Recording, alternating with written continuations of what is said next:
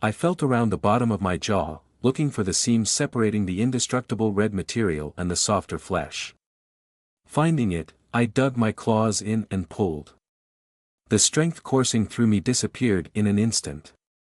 I intently looked at the person in front of me as I let go of the Blanchette face. It disappeared in the air, returning to the crystals on my palm. This is my secret. I'm showing you because I trust you. It was Sunday morning, a day after Mushroom Buddy's parade in downtown La Esperanza. We were sitting by the small breakfast nook of her house, chairs and tables with a rustic picnic set design beside a wide window that overlooked the backyard garden. The two of us had just finished breakfast when I dropped the bomb that not only was I an Adumbry, I was also Madame Blanchette.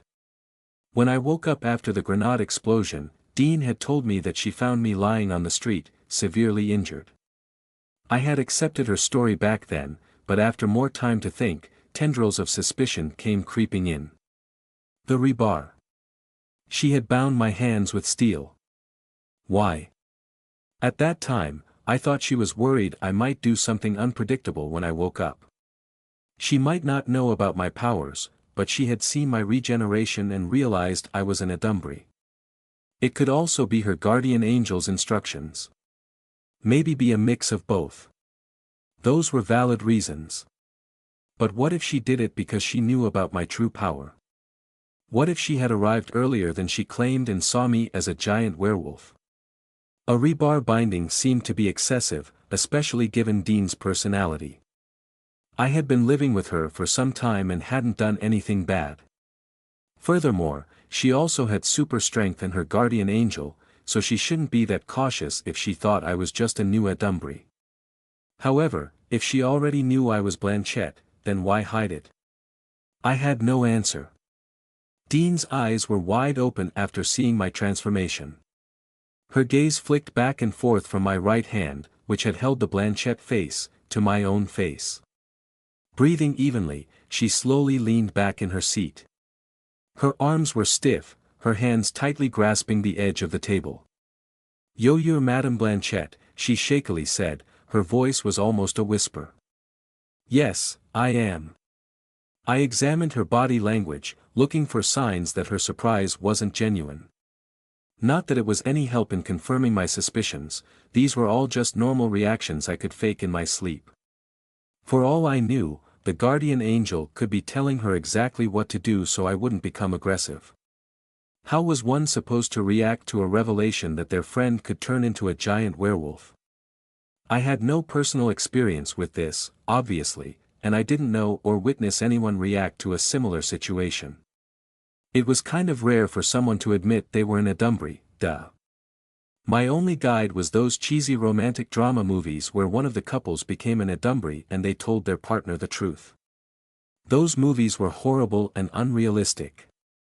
And they didn't even apply to this scenario. I hated these moments when I had no reference for predicting approximate normal human behavior. Dean shook her head to snap herself from the supposed shock, that I wasn't still sure I believed. "Sorry, Blanchette is just a name I made up for her, for you." Red Hood. Not that. I like Blanchette better." "Oh, Blanchette then." She massaged her back while looking away. I don't know what to say." "Well, then. Allow me to go first. I'm sorry for keeping everything a secret from you." "No, you don't have to apologize for that," Dean empathically said. "And I'll understand if you want me to go away because—" "No. Because I killed and ate. You stay here with me. Dean, I can't control myself when I transform. I'm a monster." Playing the victim card, a favorite from my deck of manipulation. She stopped massaging her back and reached for my hand. "Erend. Listen to me." "I'm listening." It was an immense struggle not to pull back from her touch. Seriously, there'd come a day when she'd surprise me with her touchy-feeliness and I'd just slap her or even punch her out of reflex. Her guardian angel would probably just tell her to evade. And I had the ever-handy excuse that my evil, Adumbry side was getting to me. "Let's calm down." "Okay. I kind of wanted to emotionally blitz her to catch her in a lie, but I relaxed so I could observe how she'd react on her own. Give me a moment to process this. I nodded. I really want to pull away. She closed her eyes, shrugging her left shoulder a bit before sitting up straight, still holding my hand. Unlike Myra's situation, where I had to admit to her I was Blanchett to guilt-trip her that she was the reason I became an Adumbry, I needn't tell Dean about this. However, this was the way to know. If Dean was lying. Even if I couldn't tell if she was just pretending now, by revealing the truth, I could eventually catch inconsistencies in her words and actions. I could offhandedly drop wrong information about my fight with Oren and all those assholes, checking how she'd react. And if I was wrong to doubt her, this was still an incredible offer of trust which, knowing Dean, she'd reciprocate several-fold. It'd also be easier to manipulate Dean, Myra, and Johan, and make them work together for my benefit if they all knew about my power. My Blanchett power. I was going to keep Pinot up my sleeve, especially because it had the power to control bodies. Whether or not Dean lied about not knowing I was Blanchett wouldn't really matter much were it not for that stupid grenade that knocked me out of commission. I replayed that moment several times before I went to sleep yesterday, trying to remember as much as possible of what happened before the explosion. I threw a large piece of the parasite's hardened cocoon thingy at Finley. He fired a rocket launcher. The projectile and the shard connected. The blast blew me away. Next, I heard the van's tires screeching off before a thunk of the grenade on the pavement. And then, boom. Who threw that grenade? The old man was driving the van. Oren was a potato. Finley. He had just fired a missile at me. Assuming it was him, then he had to jump into the van, grab a grenade, correctly guess where to throw it because there was smoke everywhere, and that was all while the van was driving away. Still possible, but a very long stretch. However, if I was right that Dean knew I was Blanchett, then she would have been there during the fight. But why didn't she help me then? Grenades were lying around from Finley's terracotta army that got poofed away because of Oren's power. Could she have thrown one at me? The thought sounded stupid. But there was just some stuff that didn't add up that made me suspicious of her. Okay. Dean tightened her grip on my hand and opened her eyes after several seconds of silence. First, I want to say thank you for being honest with me. Really, this takes a lot of courage, and know that I'll accept you no matter what. Her speech sounded like it was for something else. Yeah. I don't want to hide from you anything. Second, I'm going to repeat what I said to you yesterday, there's no need to explain anything if you don't want to. But I want to tell the truth, I insisted. Sanders. That was when I became an Adumbry. It was a lie that I met a mysterious woman. She was me. I essentially told her what I had told Myra about Blanchett, including that I couldn't fully control the transformation and that it was a defense mechanism if I was hurt. However, I didn't tell Dean that it was Myra who had injured me, just brushing it off as an unknown Adumbry. I couldn't gauge how she'd react to the truth. Would she be angry with Myra? Probably. My plan to use Dean, Myra, and Johan wouldn't work if they'd mistrust each other. I also kept Myra's information about Dario's sketchiness a secret. It might be better if both Myra and Johan were present when I'd tell Dean about it. Erend, she interjected in the middle of my explanation about what happened at the docks. There's no need to justify yourself to me. I know you're a good person. Boo, but I'm an Adam. Nothing has changed between us. As for the grenade, it could have been Finley with a lucky throw. Or Dean with an unlucky throwing, aiming at the van but somehow chucking it at me instead. This could also be why she was crying a lot. Maybe, just maybe, I should stop assuming the worst of people. Nah. At least, I said, let me tell you about what happened yesterday. I was already armed with a fake story and didn't want it to go to waste. I told Dean that Myra and I split up, with Myra going to the police station where Johan worked while I made my way to Marshall Avenue to find Everett and Rio. I ran into the two MS men, got injured, my powers activated, the fight escalated, and the rest was history until I got super hurt and she found me. I didn't need to lie to her about this. And it meant I had to talk to Myra and Johan to coordinate this fake story. However, this was another test of trustworthiness. If Dean investigated what happened at the police station and I heard about it, that'd set off alarm bells. If she confronted me about it, I'd act hurt and all that, gaining the emotional upper hand. I wanted as many early warning devices as possible if it turned out I was right to assume the worst of Dean. "Thank you for trusting me enough to share your secret," Dean said. She ramped up her violation of my personal space by entwining our fingers. I relaxed my hand even though I was burning with the urge to break her bones into dozens of fragments. Continuing her emotional spiel, she said, "I knew there was a reason why I wanted to trust Blanchett in that underground arena." "You saved me there," I said. "I don't think I thanked you for it. Without you, I'd probably be dead." And I did my best to add sincerity to my expression of gratitude. 100% of my ass would have been toasted by the Greaves reactor explosion. Yet, I couldn't squeeze genuine sincerity out of my body, so an approximation it had to be. "That reminds me." "What?" "My blood." "I don't You drunk it." "Well, this is awkward." "I am so sorry." It was the Adumbry inside me. It influenced me during my transformation. You see, I grow stronger when I eat parts of people who hurt me. But if it was solely me, I'd never ask for your blood. "Again, I'm sorry.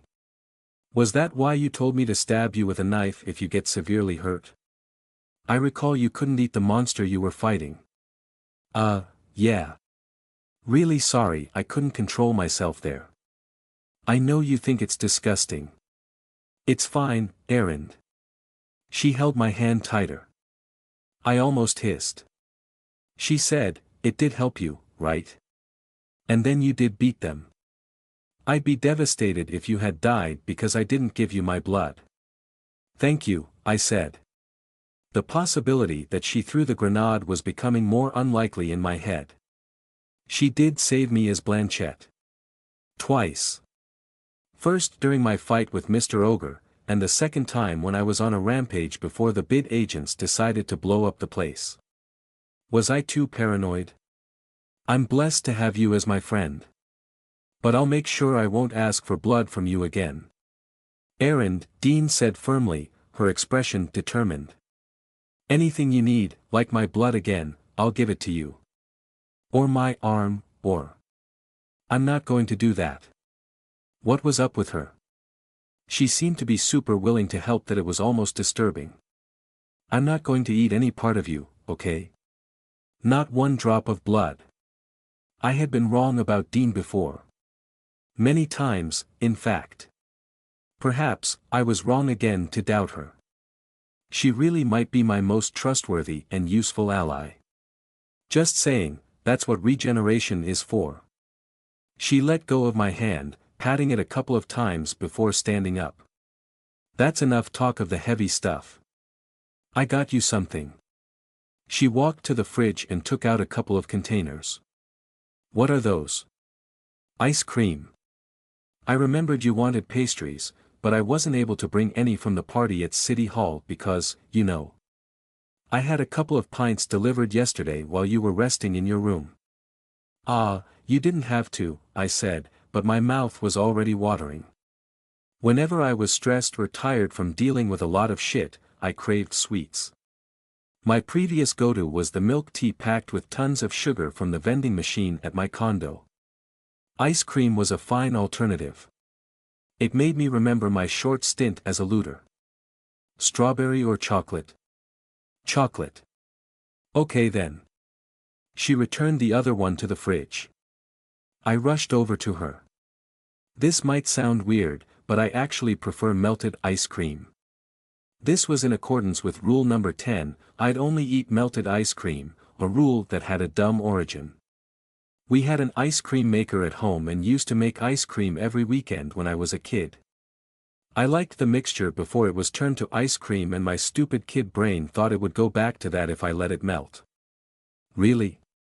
Yep, I'll just microwave this if you don't mind. Go ahead. Dean gave me a judgmental raised brow before returning to the breakfast corner. The downside of microwaving ice cream was that it wouldn't be evenly softened. The center would remain rock hard while the edges would already be watery. But it wasn't like there was a better way of melting it fast short of chucking it into a boiling pot of water. Back to the table in front of Dean, I tried fitting my spoon between the ice cream's still solid middle part and the walls of the tub to scoop out the melted goodness. Can't get spoon in, oops. I accidentally bent it with too much force. I'm sorry, Dean. I'll fix this. You have peculiar eating habits, she said, smiling as she nestled her chin on her palms with her elbows on the table. Very interesting to observe. You make it sound like I'm an animal at the zoo. I tried my best to fix the spoon back to its original shape. Does this look okay? It does look a bit straight, I guess. I don't mind. We have plenty of spoons in the drawer if you want. I'll just use this one. I stood up with the pint of ice cream and said, but I think I'll heat this again. I sloshed the tub around, checking how much had melted. With both hands, I turned it bottoms up to drink everything that had turned liquid before I'd put it back in the microwave. Rule number 10 was one of the rare occasions my taste and rules coincided. And I deserved all these sugar and calories after having nearly died several times and living with possibly a murderous best friend. If only Everett is here, Dean said as she snickered at what I was doing, then he can. Huh. I put down the tub and wiped my creamy mustache. You were Dean. She wasn't moving in her seat. Frozen more like, her mouth open mid-sentence, eyes unblinking. I walked over to check her. There was something wrong if that wasn't obvious already. My movements felt sluggish, weirdly hazy with my legs a bit rubbery. Getting to Dean was like traversing an unending corridor in a dream though she was just a few feet away. I poked her cheek. It felt tough. This shouldn't be even if she had an artificial core stuck to her chest. My flesh was still soft and only became very durable when it came to injuries. I truly had no idea how that worked. I moved my finger away.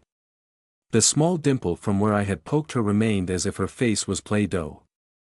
Then I ran my hand through her hair, which was weirdly heavy and stiff, lifting strands and letting them fall from my fingers.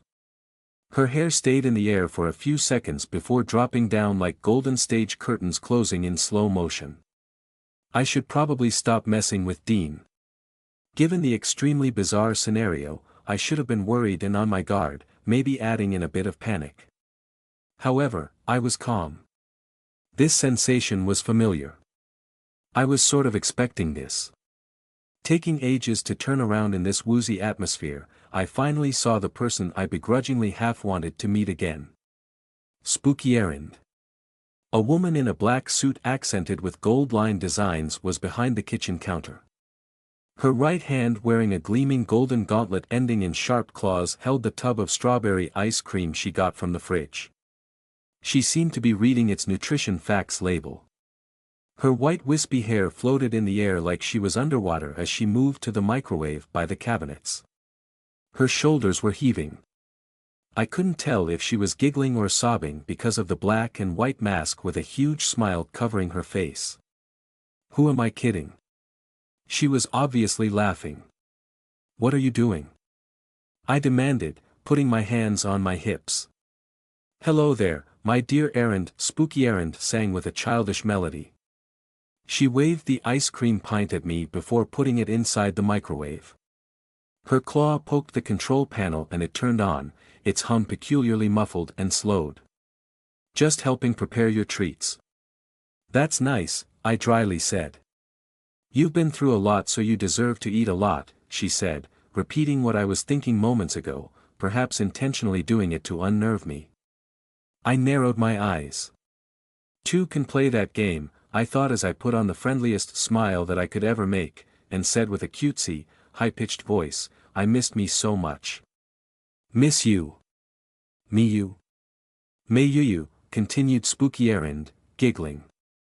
She threw her head back, breaking into fits of laughter.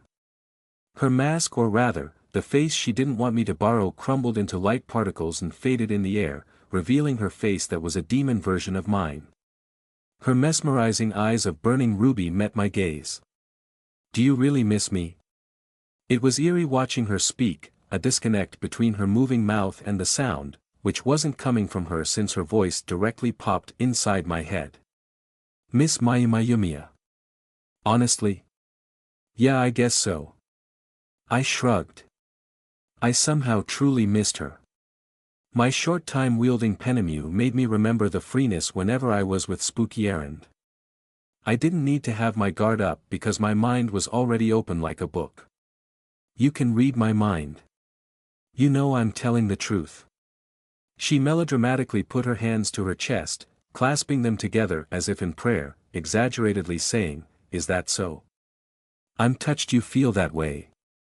And it kind of felt like ages since we last met. How long ago was it again? Time. You're asking me about time. Oh yeah, time is meaningless to you. It was just several days ago, not even a week, yet it felt like such a long time has passed. Probably because you've just been up to a lot.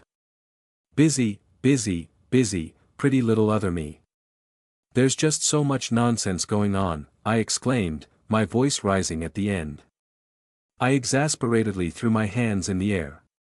The world just wouldn't let me be. So annoying.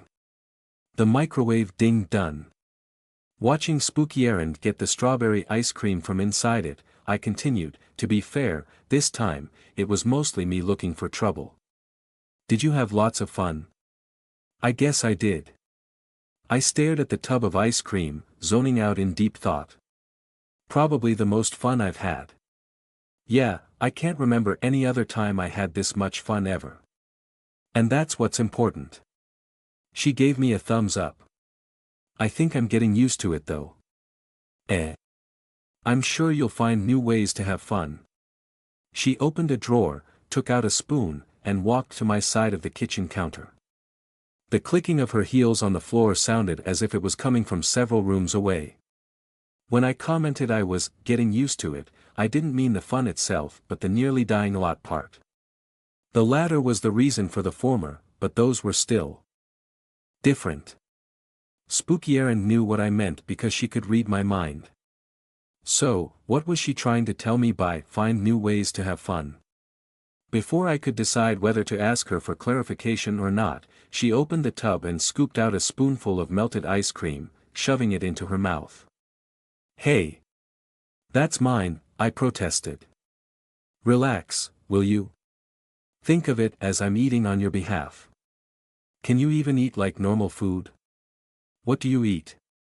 We're one and the same, so melted ice cream should be fine. She went in for another scoop with a teasing grin on her face.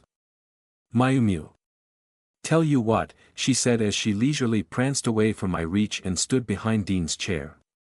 In return for the ice cream, I'll lend you a new face. Huh? A new one? That made me a bit thrilled.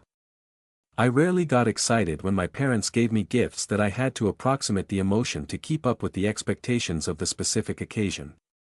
This time though, I was eager to see what Spooky Errand had for me. But I was also wary. Wait, what's the catch here? Why the new face? Because you're not being very careful, you reckless girly you, she said in a tone that made me unsure if she was seriously scolding me or just kidding around. She balanced the ice cream pint with a spoon in it on top of frozen Dean's head. Then she opened her clawed gauntlet. Golden liquid rose from the numerous crystals on its palm. I held my breath. The swirling liquid turned to glossy deep blue, reminding me of sapphire. It solidified, settling on Spooky Errand's hand. Wow, that looks pretty, I said, and also pretty normal. It was sparkling blue with a design similar to those worn at masquerade parties.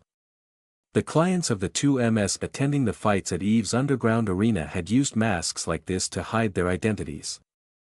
Its surface was like a tiled mosaic, each tiny square with a different shade of blue, seemingly individual gems put together.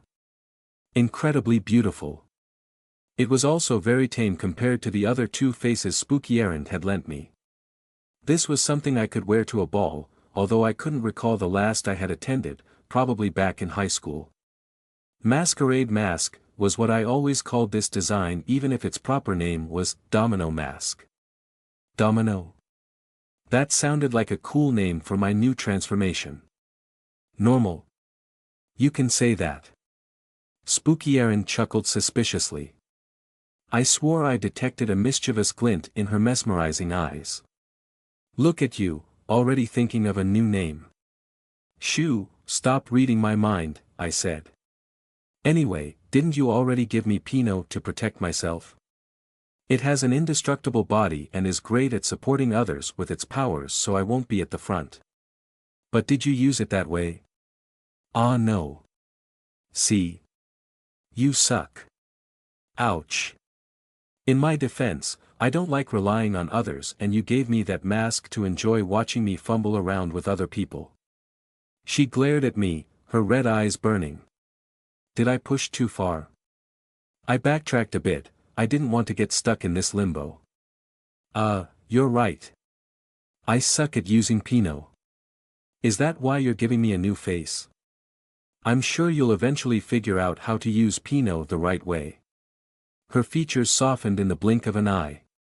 You have eaten enough that you should be able to use Pinot. Maybe I could test some of the fingers on Dean. However, since you like having fun so much, I decided to give you another face to help you along. You're doing fine so far. Hopefully, you'll last longer than the last. Reading between the lines, Spooky Errand disapproved of my propensity to put myself in dangerous situations for the thrill of it. The good news was that she appeared to truly care about my survival. The bad news was she wanted me to stay alive for some reason. The badder news was that there were others she had used before who ended up dying.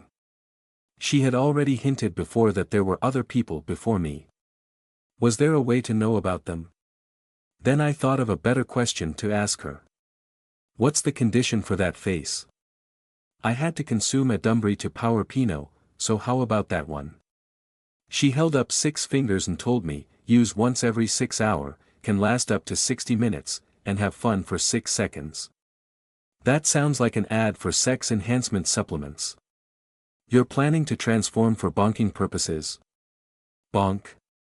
Hey, you use that term too. Mayo. And no, gross. I stuck my tongue out at her. So there is no precondition to using this other than I can use it once every 6 hours. That seems more accessible than Pinot. Still, this all sounds very sketchy. I still don't know what's the catch. Why do you have to be suspicious of my help all the time? She folded her arms across her chest and pouted. So far, you're still alive, aren't you? That's true. You've told me when I can use it, but how do I use it? Bah, you're asking too many questions. She was giggling, which wasn't a good sign. If the Pinot face was funny to her because it forced me to do something I detested, relying on others, then this face should also have some similar twist to it. Live life, you know. Why fret about nitty-gritty details if you can just go out and experience the world? Sure, I'll put on a good show, I said with a sigh. Just remember that this mask is for your survival, although I'm not sure if you'll be able to use its full power. She picked up the ice cream on Dean's head. I'll be taking this then, and I have one more question. Don't leave just yet. Sure. She resumed eating the strawberry ice cream. Penemu. I mean, did you meet someone inside my head? Yeah. I said hello. My gut feeling was Penemu's group was the one. Bianca was looking for a Dumbry who could control themselves. Spooky Errand knew I was aiming for something like that, but she didn't care since she was certain I couldn't achieve it. Perhaps that was the fate of the others before me. I wanted to ask more about Penemu and try to pry for clues, but she could read my mind and know my intentions. Maybe she'd get angry if I ask. I will, she said in between scooping melted ice cream into her mouth. I jerked in surprise. Sorry. I'll give you this chocolate ice cream too if you won't get angry with me. I want a hug instead. A hug? You know that I don't like. We've hugged before. And you did it with Dean. Spooky Erin spread her arms wide. Compared to Dean, I'm you, so it shouldn't be a problem. I'm you, my Emcee. I'll give you a hug if you stop chanting. Come here, you reckless girlie, you. Please don't let that be a new thing, I said as I put my arms around her. She was a tad taller than me because of her heels, my chin could barely reach above her collar. Somehow, I didn't feel repulsed being close to Spooky Erin. With Dean, I had to control my impulse to push her away whenever we hugged. Ice cream hug. Spooky Erin embraced me tightly, even pushing my head into her cotton candy hair. Some of her wispy hair tickled my nose. I couldn't hold back the oncoming sneeze. If only Everett is here, then he can errand. It was Dean. She looked at me with concern, no longer frozen. Are you all right? She asked. I wiped the ice cream splatters off my face with the front of my hand. Haha, very funny, Spooky Erin, I thought sarcastically. She returned me to the real world, or at least, my world at the moment. I was drinking melted ice cream. Just, probably too much cold making me sneeze. What were you saying? Everett can melt that ice cream quickly, she said. Maybe you should lay off it for a bit if the cold is getting to you. That's another reason why I'm going to microwave it. I stopped and held up the tub of chocolate ice cream, trying to make sense of the needling sensation I had. There was something I should remember. Dean waved at me to catch my attention. Earth to Erin. I stared at her. There was an ice cream pint on her head earlier. What's up with you? She said. Strawberry. I blurted out. I rushed to check the fridge. The tub of strawberry ice cream was there and still unopened. I removed the lid to check inside, not one scoop missing. It did seem Spooky Erin couldn't affect reality other than through me using the powers she gave me. She mentioned the strawberry ice cream was the payment for the new face. That might have been a joke, but perhaps I should eat this one on her behalf. Erin. I was just thinking if I should taste this flavor too. It's not that. You have a message. She waved my phone at me. Technically, it was her phone, another one that she lent me since the other phone I was using got destroyed yesterday. It's from your mom. What a coincidence. I was just thinking of buying a new phone, among other things, when I meet Mom. Yesterday, I had texted her the first moment I got, letting her know I was safe. I'm a good daughter. Plus, I didn't want her to worry that she couldn't contact me through Dean's other phone. Later that day, she told me her flight was cancelled because a lot of bullshit, not her actual words, was going on at the airports of La Esperanza. Something about the bid testing everyone, redirecting flights, all of that stuff, to give the public the impression they had control of the situation. It was mostly for show since it was impossible to check the city's 500,000 residents, plus the thousands of tourists. How's your mom? Dean said. Doing well. She found a new flight scheduled this Wednesday. Wow, that's lucky she got an available flight. I can't wait to meet her when she arrives here. No, not here. She says it's impossible to book a flight to La Esperanza within the month. Everything is either fully booked or cancelled. She opted for Vegas instead.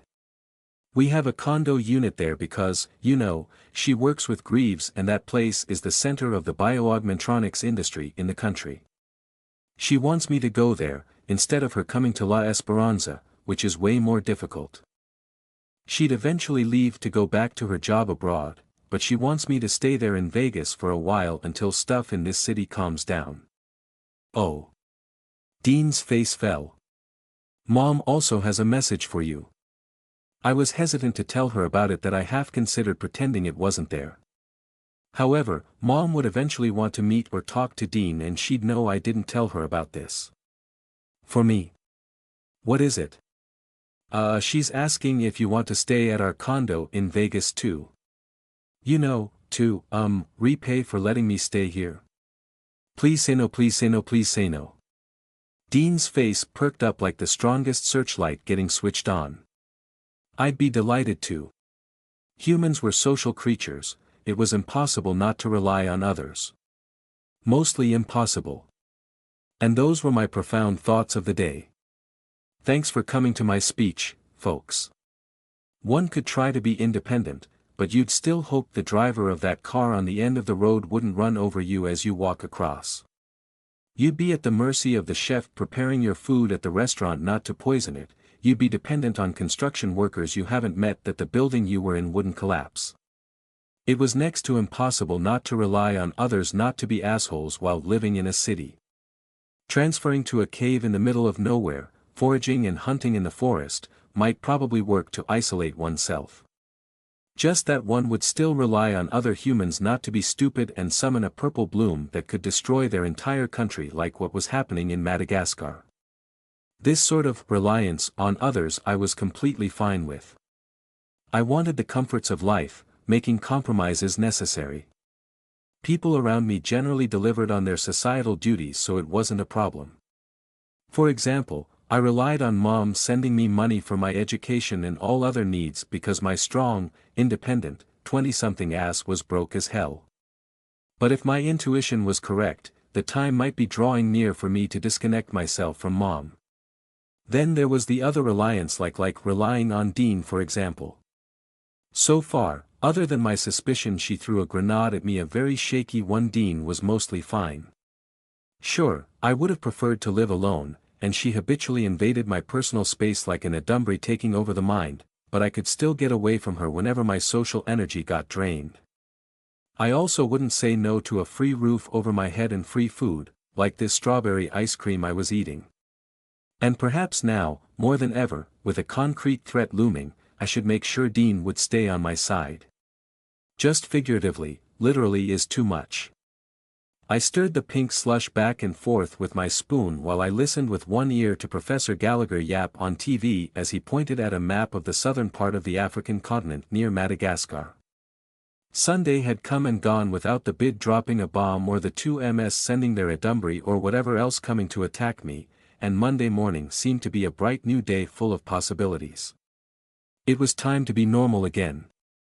I should savor this opportunity because it might not last long. The mayor, our new one, had announced on the 6 a.m. news that the lockdown was lifted, but still advised people to stay at home if possible. Not that I had any plans to go out.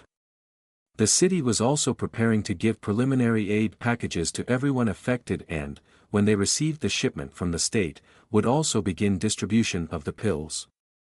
I hadn't lived in a place that had suffered a massive adumbry attack that was, until now, so I hadn't been personally offered those pills. Mom had told me about them though, and I had seen on TV what they looked like. It was a set of 7 colored tablets, kind of like how Grandma arranged her maintenance medicine for the week, that a person should take once a day. They were special antidepressants to sort of make the population docile for a period, along with some other chemicals supposed to suppress parts of the brain susceptible to adumbry attack. Unsurprisingly, many people were resistant to a forced administration of the drug because of whatever funky shit it would do to the mind. The case went all the way up to the Supreme Court, something we had discussed in constitutional law class back in the first semester, and it was deemed unconstitutional. The result, it was only distributed if an adumbry attack had widespread effects, and it was voluntary for the citizens if they wanted to take it or not. If there was a huge incident, like what happened here in La Esperanza, everyone panicked and did all sorts of things to protect themselves from adumbry, something right up Regina's alley. What did happen to that weirdo? So the people didn't need much convincing to take the pills anyway. In the end, the government somehow got what it wanted. As for me, I had no intention of taking them. Even if I wasn't an adumbry, I still wouldn't touch those pills, or any pills. I preferred it if no one bothered my mind. I'm perfect and cute, just the way I am. In any case, it was a good idea to curb rising stress levels that could affect the psychology of people and lead to someone new getting seated. The police officer who interviewed me for my testing, Hogan or Hardy, had explained that to me. And it kinda came true with Mushroom Buddy popping out in the city. Officer H something unknowingly predicted the 2MS plans. Unfortunately, conditions in the city weren't really conducive to reducing the stress and anxiety of the people. Martial law was still in effect with most people staying indoors, a number fleeing the city, the National Guard manning multiple checkpoints, several roads blocked, reconstruction efforts, hasty funerals and cremations for the hundreds of dead, and the BID scouring the city for a dumbree. Our whole university was expectedly closed once again. Physical classes were suspended for an indefinite period and the online classrooms were opened. I saw some posts on Snippet Yep, social media girl, that's me claiming that one of Mushroom Buddy's almond pods hit a university building. I doubted it was true because EFU campus was too far away from the city center. A piece of real news though was that several EFU students had been killed or injured, either by the parasite monsters or by Mushroom Buddy in his mushroom folk army. Dean, ever present in snippet chat groups, told me that Carlos from our international law class got his legs squished by falling debris when an almond pod hit his apartment building. More tragic, as Dean put it, was a couple of fellow first-years Meryl from my criminal law class and her boyfriend, Dean's classmate in a different subject were turned into mushroom people and killed by the BID. Of course, I had to pretend to be devastated about this while we ate breakfast. Super annoying. More annoying was international law class not getting cancelled. To be fair, no one expected otherwise from Professor Gallagher. Yeah, classes were online, but most professors didn't continue with their schedules out of consideration for the students, a lot of whom were currently stuck in the hours-long heavy traffic going out of the city. Many of us at Alois University were from out of town, and when the news hit about another Adumbree Titan in La Esperanza, Stella being mistaken for the first one, most families wanted their precious babies out of the city. The students had the same mind. Mushroom Buddy was more of the final straw than the trigger for the exodus. We already had the BID versus 2MS raid that ended in a massive underground explosion, Snake Mutant Buddy killing a bunch of people the following day, and who couldn't forget the crowd favorite, my condo getting destroyed. Dean and I were also leaving the city. Thinking of the drive to Vegas in a couple of days made me anxious. Stuck in a car with Dean for several hours. It might be the time I'd finally snap, break my rules, and break her neck. Just kidding. She was my precious ally and I'd feel safer if I was out of the city. If she got too touchy-feely though, I might still break her neck. Speaking about breaking somebody's neck, Professor Gallagher might be a better candidate. He sent an email to the class this morning to confirm our schedule, including a pretentious like that, now, more than ever, you need to focus on your studies. Sure, only that he wasn't actually lecturing us. He was getting interviewed on TV about Madagascar or, by now, it was the African Adumbree crisis. Given the professor's past as a member of the Free Will Initiative, XYTV invited him over yesterday to explain the BID footage of exterminating Mushroom Buddy. They probably liked him so much that they invited him over again today for some international news analysis. Our class then became watching his live interview bullshit. And to make sure we did tune in, we were tasked to submit a paper before the end of the class, pick any topic about international law that was discussed during the interview, including concepts we hadn't touched upon, and give our reflections on it. Overall, this was quite easy and way better than if we had an actual class. I still thought he should have just cancelled our class today because I wasn't in the mood to use my brain after spending the whole night thinking, probably overthinking, a lot of stuff. Dean wanted to watch the show together in the living room, but I deflected her clinginess and told her I wanted to focus, so I was going to stay in my room instead. I also did some emotional speech about wanting to take my studies seriously even though I was no longer human, which seemed to be the wrong move. She became teary-eyed and I hastily retreated to my room along with the strawberry ice cream from yesterday before she could think about hugging me. "Let's write this stupid paper," I said, putting the tub of ice cream aside and completely focusing on the TV. The topic was a bit interesting, and it was probably the last big talking point before the program ended, so I better listen carefully, otherwise I'd have nothing to write. After this, I had an hour left to finish my paper and email the paper to the professor. Contrary to my speech to Dean, I was tempted not to do this assignment because I was starting not to care about law school. But here goes.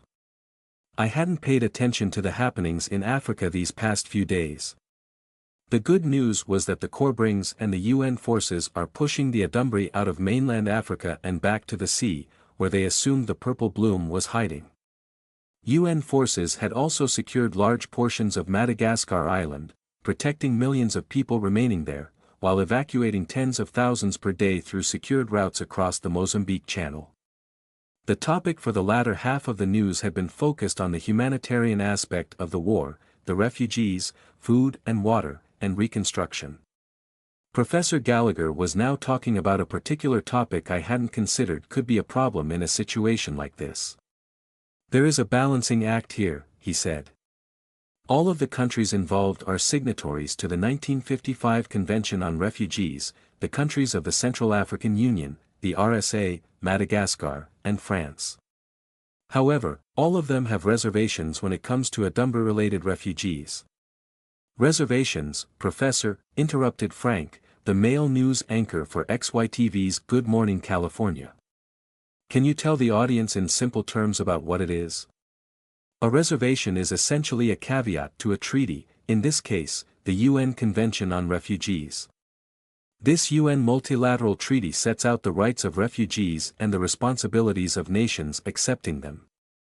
Almost all signatories have a reservation when it comes to REAAs or refugees escaping Adumbri attacks. And why is that? Frank asked.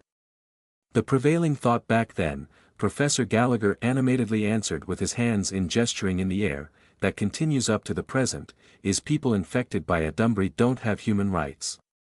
If refugees are fleeing from Adumbri ravaging their country, many of them could likely be Adumbri as well. And countries don't want their hands tied in weeding out possible sources of seeding outbreaks. Thusly, each country wants to craft its own rules on how to deal with this issue. And that's where the problem comes in. On one hand, we have the Central African Union taking in the majority of the Malagasy refugees. Within the Union, they have their own procedure on how to process refugees, check for Adumbri, and make sure there's no possibility for a seeding outbreak. The Malagasy refugees implicitly agreed to these rules by crossing the borders into mainland Africa. They didn't have a choice, mind you. On the other hand, we have the French accusing the Union that their procedures are too harsh. Videos are circulating of groups of refugees summarily executed, said Lisa, the other news anchor. There are those, yes. Professor Gallagher nodded. Now, the League of European Nations has its own rules for REAAs, and France wants to implement that in processing Malagasy refugees. The French government is arguing that since Madagascar is a French protectorate, they have control of its foreign interactions. This is a very tenuous argument as the concept of protectorates hasn't been historically extended to policy in relation to refugees, be it from war, political persecution, or Adumbri attacks. What do I say here? I wondered, tapping my fingers on the laptop's keyboard. I understood the basics of what the professor was talking about, but I didn't know enough about the topic to delve into the legalistic side of it. So why bother then? I had an idea of how Professor Gallagher's mind worked. I was sure he wouldn't care if we gave an opinion based on the law, as this was something we hadn't discussed in class. We were just supposed to discuss our impressions anyway. Recalling how he liked my no-nonsense response in class about Corbrings not being bound by the law in practice, I decided to go that route and provide a realistic reflection. 30 minutes later and I had a big pile of word vomit, hot and fresh from the oven. Bullshitting was a relaxing hobby.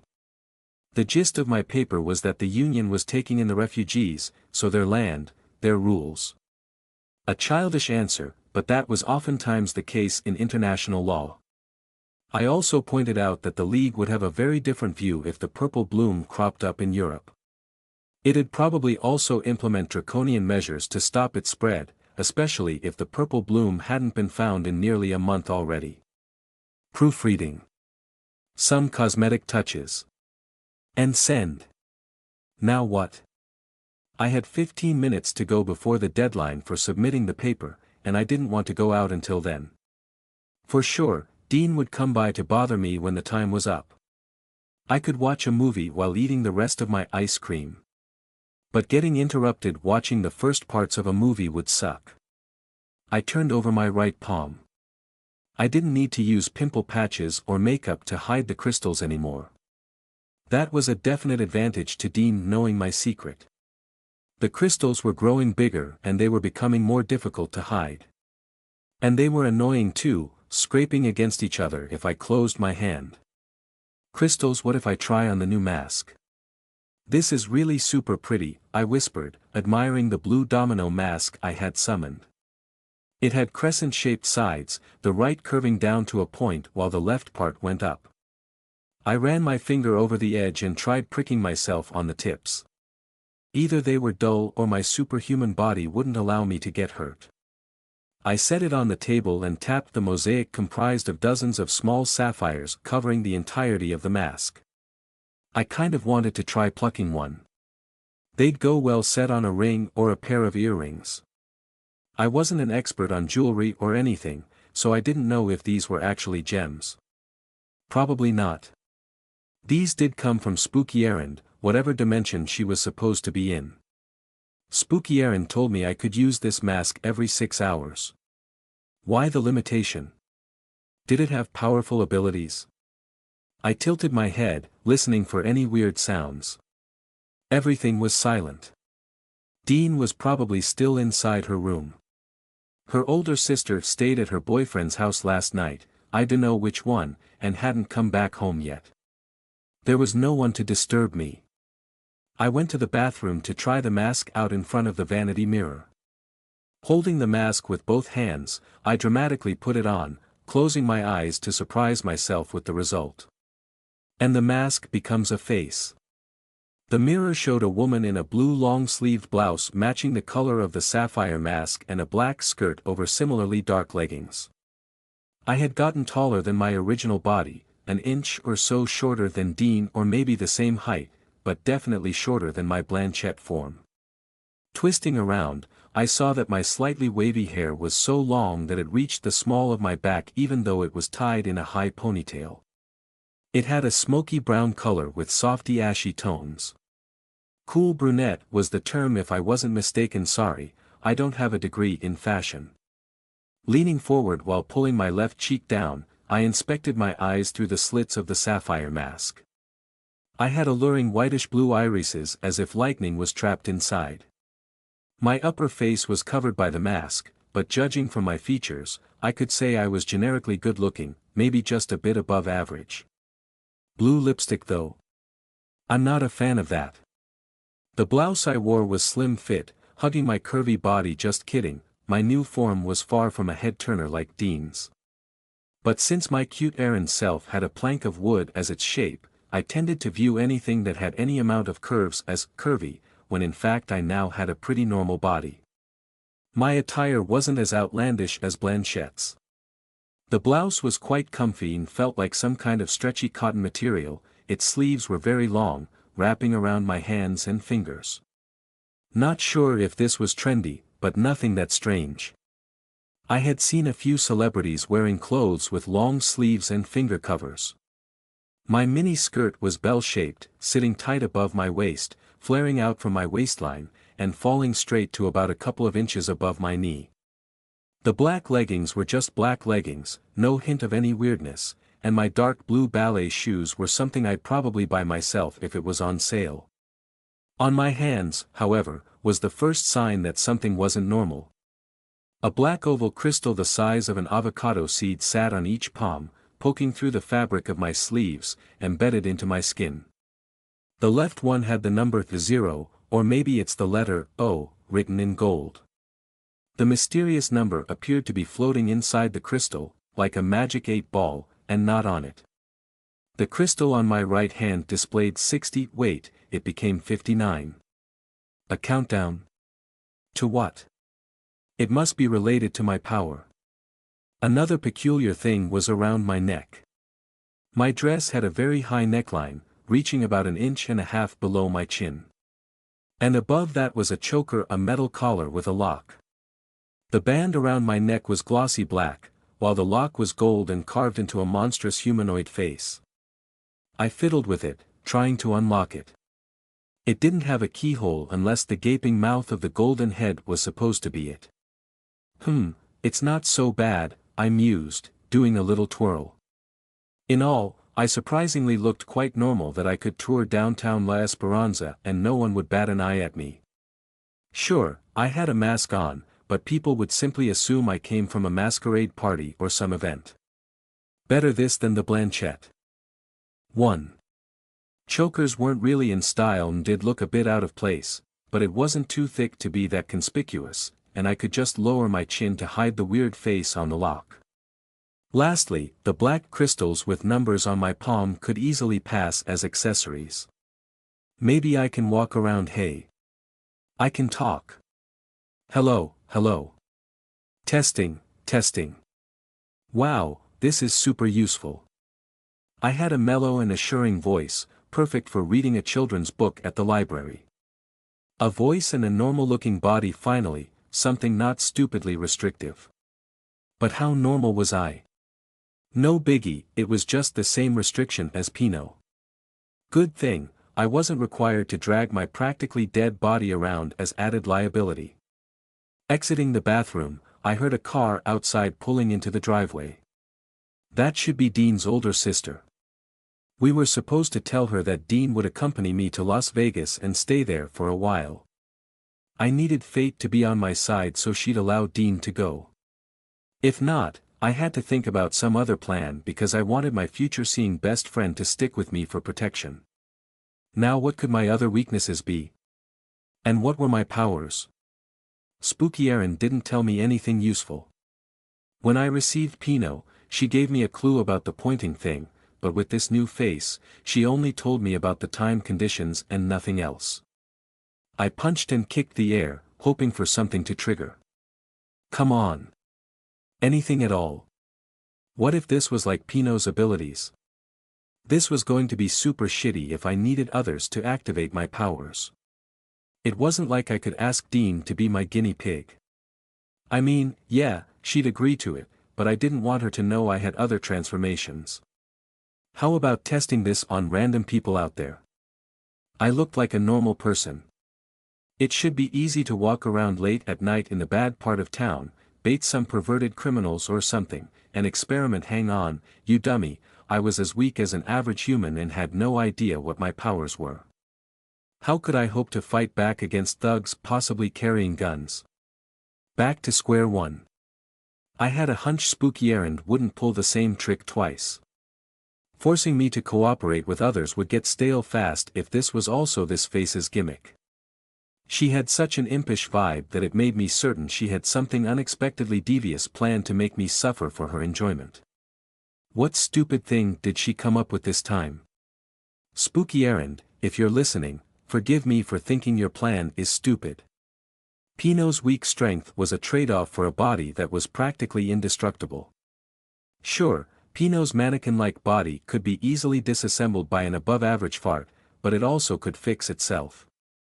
And I hadn't noticed even a tiny scratch on me during the 3 hours I was Pinot, fighting for my survival in my condo that was turned into a hellhole. I rummaged through the drawers, searching for something sharp. A pen? Too crude. I didn't have a cutter here. Going downstairs to get a knife from the kitchen wasn't an option because I had to return to my errand body. If I did that, I had to wait 6 days to be able to use this face again. Here, a pair of scissors. This should do the job. I pressed the sharp tip of one of the metal blades against my index finger. For some reason, I was hesitating, my hand involuntarily trembling. I focused on steadying it. After all the bullshit that I had gone through, stabbing myself shouldn't faze me. I held my breath, closed my eyes for some reason, and jabbed the scissor downwards. Ow! I yelped. The skin on my finger turned red. It throbbed and was sore, but there was no wound. It wasn't that my body was tough. On the contrary, the reddish skin told me I had the soft and vulnerable flesh of a human being. I must have held back. That was the only explanation. I chickened out. What was going on? Even before I had experienced several life and death battles, I had no qualms with pain. I didn't think twice about attempting to dig out the crystals on my palm with a knife when I returned to my condo after escaping the Sanders fire. A little kid could stab someone with a pair of scissors. I saw that on the news a few years ago, so why was I having problems now? Of course, I generally didn't want to get hurt. That was the default inclination of people. There were some outliers, I know. But I wanted to hurt myself now to check if I had a durable body and super regeneration like an Adumbri. If not durability, perhaps my healing power was still available. Pull yourself together, I scolded myself. I took a deep breath, tightly grasping the scissors. My heart pounded in my chest. No closed eyes this time. And stab. The sharp pain made me panic. The sight of my own blood wasn't any help calming me down. My heart's loud beating reached my ears. I frantically turned left and right, looking for something to stop the bleeding. I grabbed one of the papers on the table. It had some scribbles of my notes from Professor Gallagher's interview and wrapped my finger with it. The paper turned red. More and more of it became soaked with blood. Not knowing what else to do, I removed the paper and stuck my finger inside my mouth. Saliva healed wounds, right? Salty liquid filled my mouth. I almost gagged from the taste and thought of my own blood. I flicked my tongue over the wound. I saw animals on nature documentaries do it, so I hoped this worked for me too. Each lick caused stinging pain. Water gathered on the side of my eyes. I removed my finger and started coughing. Puke was rising up the back of my throat. Tears rolled down, tracing the eyes slits of my mask. The mask. I realized what I should do. Just remove this stupid face. Duh. But I wasn't done testing. Errand? Dean's worried voice came through the door. Knocking followed. I flinched at the sound. I hated knocking since the tentacle zombie parasite knocked on my condo unit's door. Is everything fine there? She called. I grabbed the sides of my face and pulled. Then I flexed my muscles the moment it came off. I breathed a sigh of relief as the familiar and comforting sensation of strength had returned. What's up with that mask? It felt weird when I wore it, like I wasn't me. Hello, Errand. More knocking. Yeah, everything's okay, I loudly said as I chucked the stupid blue mask in the air. It shattered in a cloud of light that swirled back to my hand. I'm coming in. I crumpled the bloodied piece of paper and put it in my pocket. Just wait a bit. I kicked the scissors to the bottom of the cabinet beside the table, then picked up my glasses and put them on before meeting Dean. She greeted me with a raised brow as I opened the door. What were you doing? She demanded. You know, just Adumbri stuff, I said with a shrug. Dean jerked back. Don't joke about it like that, she sternly whispered. My sister is here. I'm sure she won't care. Still. Dean frowned, wrinkles forming on her forehead. Let me in. It's better to be safe. I stepped aside for her. As I checked the room to make sure nothing was out of place, I spotted the blood splatters on my desk. I hurried over and covered it with a book. Actually, I said, to distract Dean from my weird behavior. Sorry if I was noisy. I was practicing how to fight, punch and kick and stuff. Fighting? Yeah. Remember you wanted me to take self-defense lessons with you? And I also recalled that you were practicing with Dario before. I just thought I need to learn how to fight without, using my Blanchette face. Why? Is anything wrong with it? I like you as Blanchette. But that's not really me. Don't say that. Never mind. I shook my head as if I had conflicting thoughts. Not only have I distracted her from the suspicious ruckus I was making earlier, but I also planted the foundation of opening up to her about my meetings with Myra. I was going to tell her in the car later. Have you talked to your sister that you want to go to Vegas with me? Yeah. Her exact reply was, sure. That's it. That's it. I told you there was nothing to worry about. She won't kick up a fuss. Maybe she thinks it's just a weekend thing. Did you tell her that you'll stay at my condo for some time? Like, I dunno, a week or two? Dean nodded. She was fixing some stuff in her room while I explained about it, but I think she was listening and understood I'll be away for some time. That's great then, I said with genuine relief. I had to thank Mom for inviting Dean over.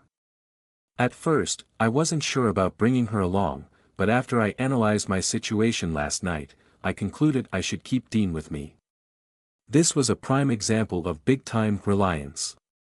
I thought she'd say no. She doesn't even want you to have your own place so you won't bring guys home. Dean grinned. Sis probably thinks you're not the type of girl who'd have boys over. Ouch. Doesn't have the capability to, or doesn't want to because I'm prim and proper. The latter, she replied with a laugh. And you've been living with us for long enough that you're practically family.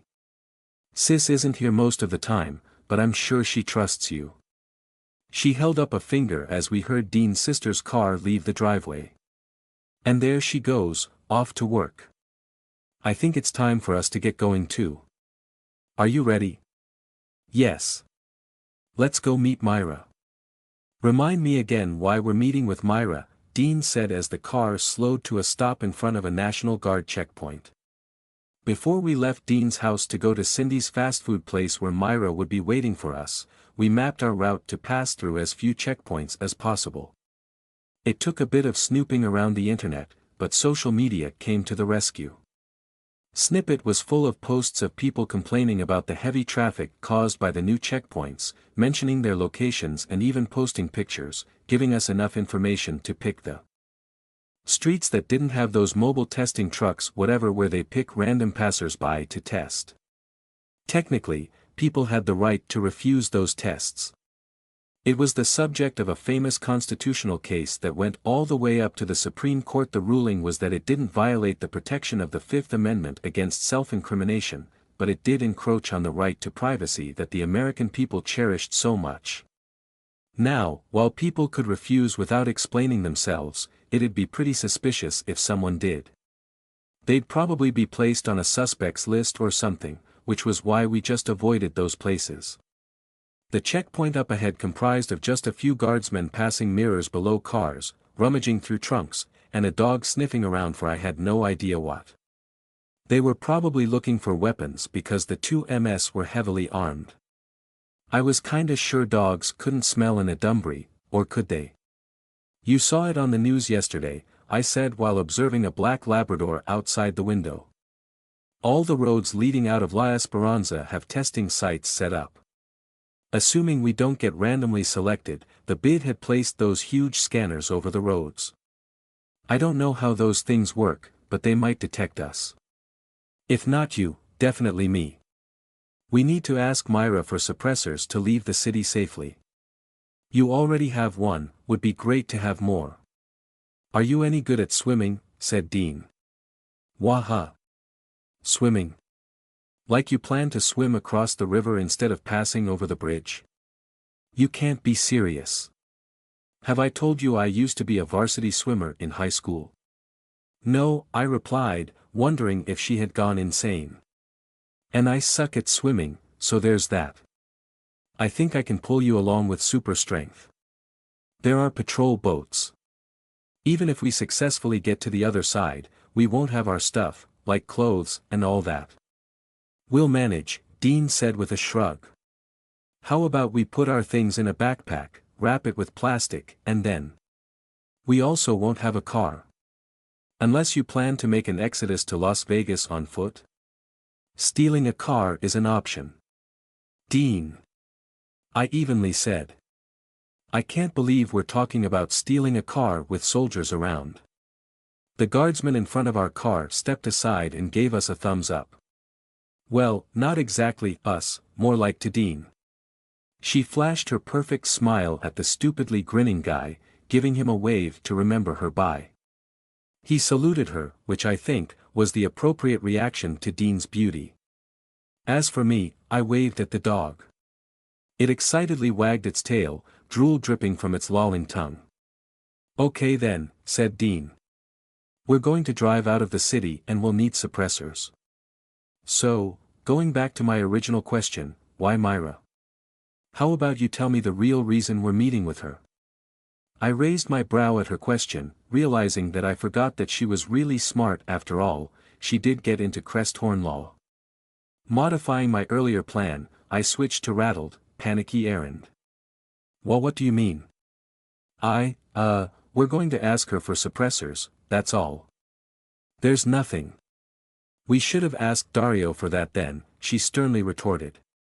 Shaking her head, she sighed and continued in a softer tone, Errand, you know you can trust me. I won't get angry with you if you tell me the truth. Why are we meeting with Myra? If you want to talk about it later with her around, that's also fine with me. I'll tell you, I said, acting like I was forcing myself to admit a secret. I initially wanted to be the one to start this conversation, but now that Dean confronted me about it, I could tell she had sensed something didn't add up. There was no point stretching this any longer. Remember when I mentioned I was practicing fighting in my room? Did you ask Myra to teach you how to fight? Dean gave me a sidelong glance. Was that why you went with her that time I attended the event at City Hall? Yes. I replied. Impressive that she had quickly put two and two together. Wait, were her grades higher than mine? I'm going to be annoyed if they were. I did. And I. That means she knows that you're in, she knows about your secret. Dean, please don't take this the wrong way, I hastily said. And I truly hoped Dean's feelings didn't get hurt that Myra knew I was in a Dunbury before she did. I hated dealing with people who were emotionally offended. This was why I wanted to be the one to open this topic, but here we were. I gave her a watered-down version of the attack on my condo, explaining that Myra and Johann discovered I could quickly regenerate as we fought our way through the hordes of parasite monsters. So, that's what happened while you guys were escaping. I got injured and I couldn't hide my super healing, I said. And I couldn't just stand by and pretend I was a normal human. I had to join in the fighting or they would have died. We all would have died. She continued facing forward as she drove. Her face was neutral and her voice was relaxed, so I couldn't tell if she was angry or not. She knows you're Blanchette. It wasn't a question. I nodded. Like I told you, my powers activate as sort of a defense mechanism. I was gravely injured, and the Dunbury, I think I can say it sort of took over. I can't really recall much of what happened. But we managed to get out of that place alive because of my transformation.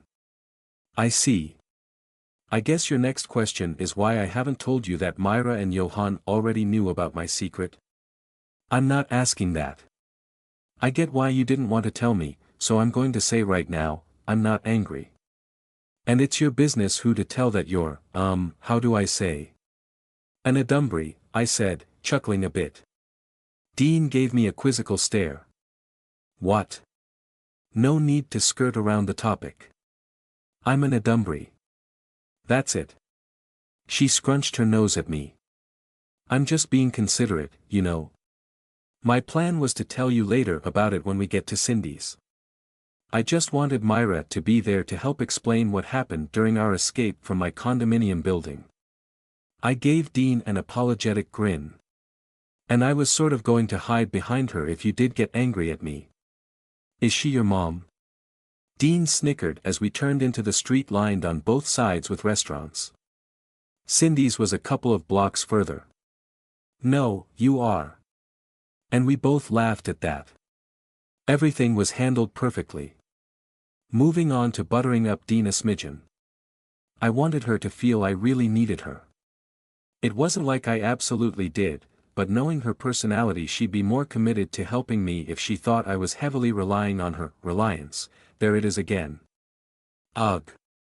So now, you, Myra, and Johann know about my secret, know that I'm dealt with a fate worse than death. Erend, don't be like that. But a silver lining in all this doom and gloom is that you're helping me keep my secret. Yes, Myra and Johann are like a big help, especially Johann during the tests at the police station. I'm sure you've figured out by now why we were panicking a bit back then with me taking a suppressor.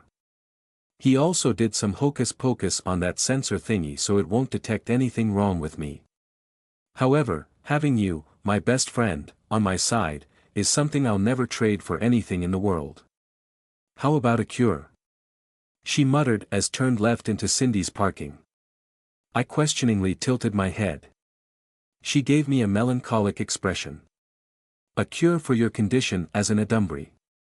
You said you'll never trade me for anything. I'm saying you can trade me for a cure. There's no cure though. I weakly smiled.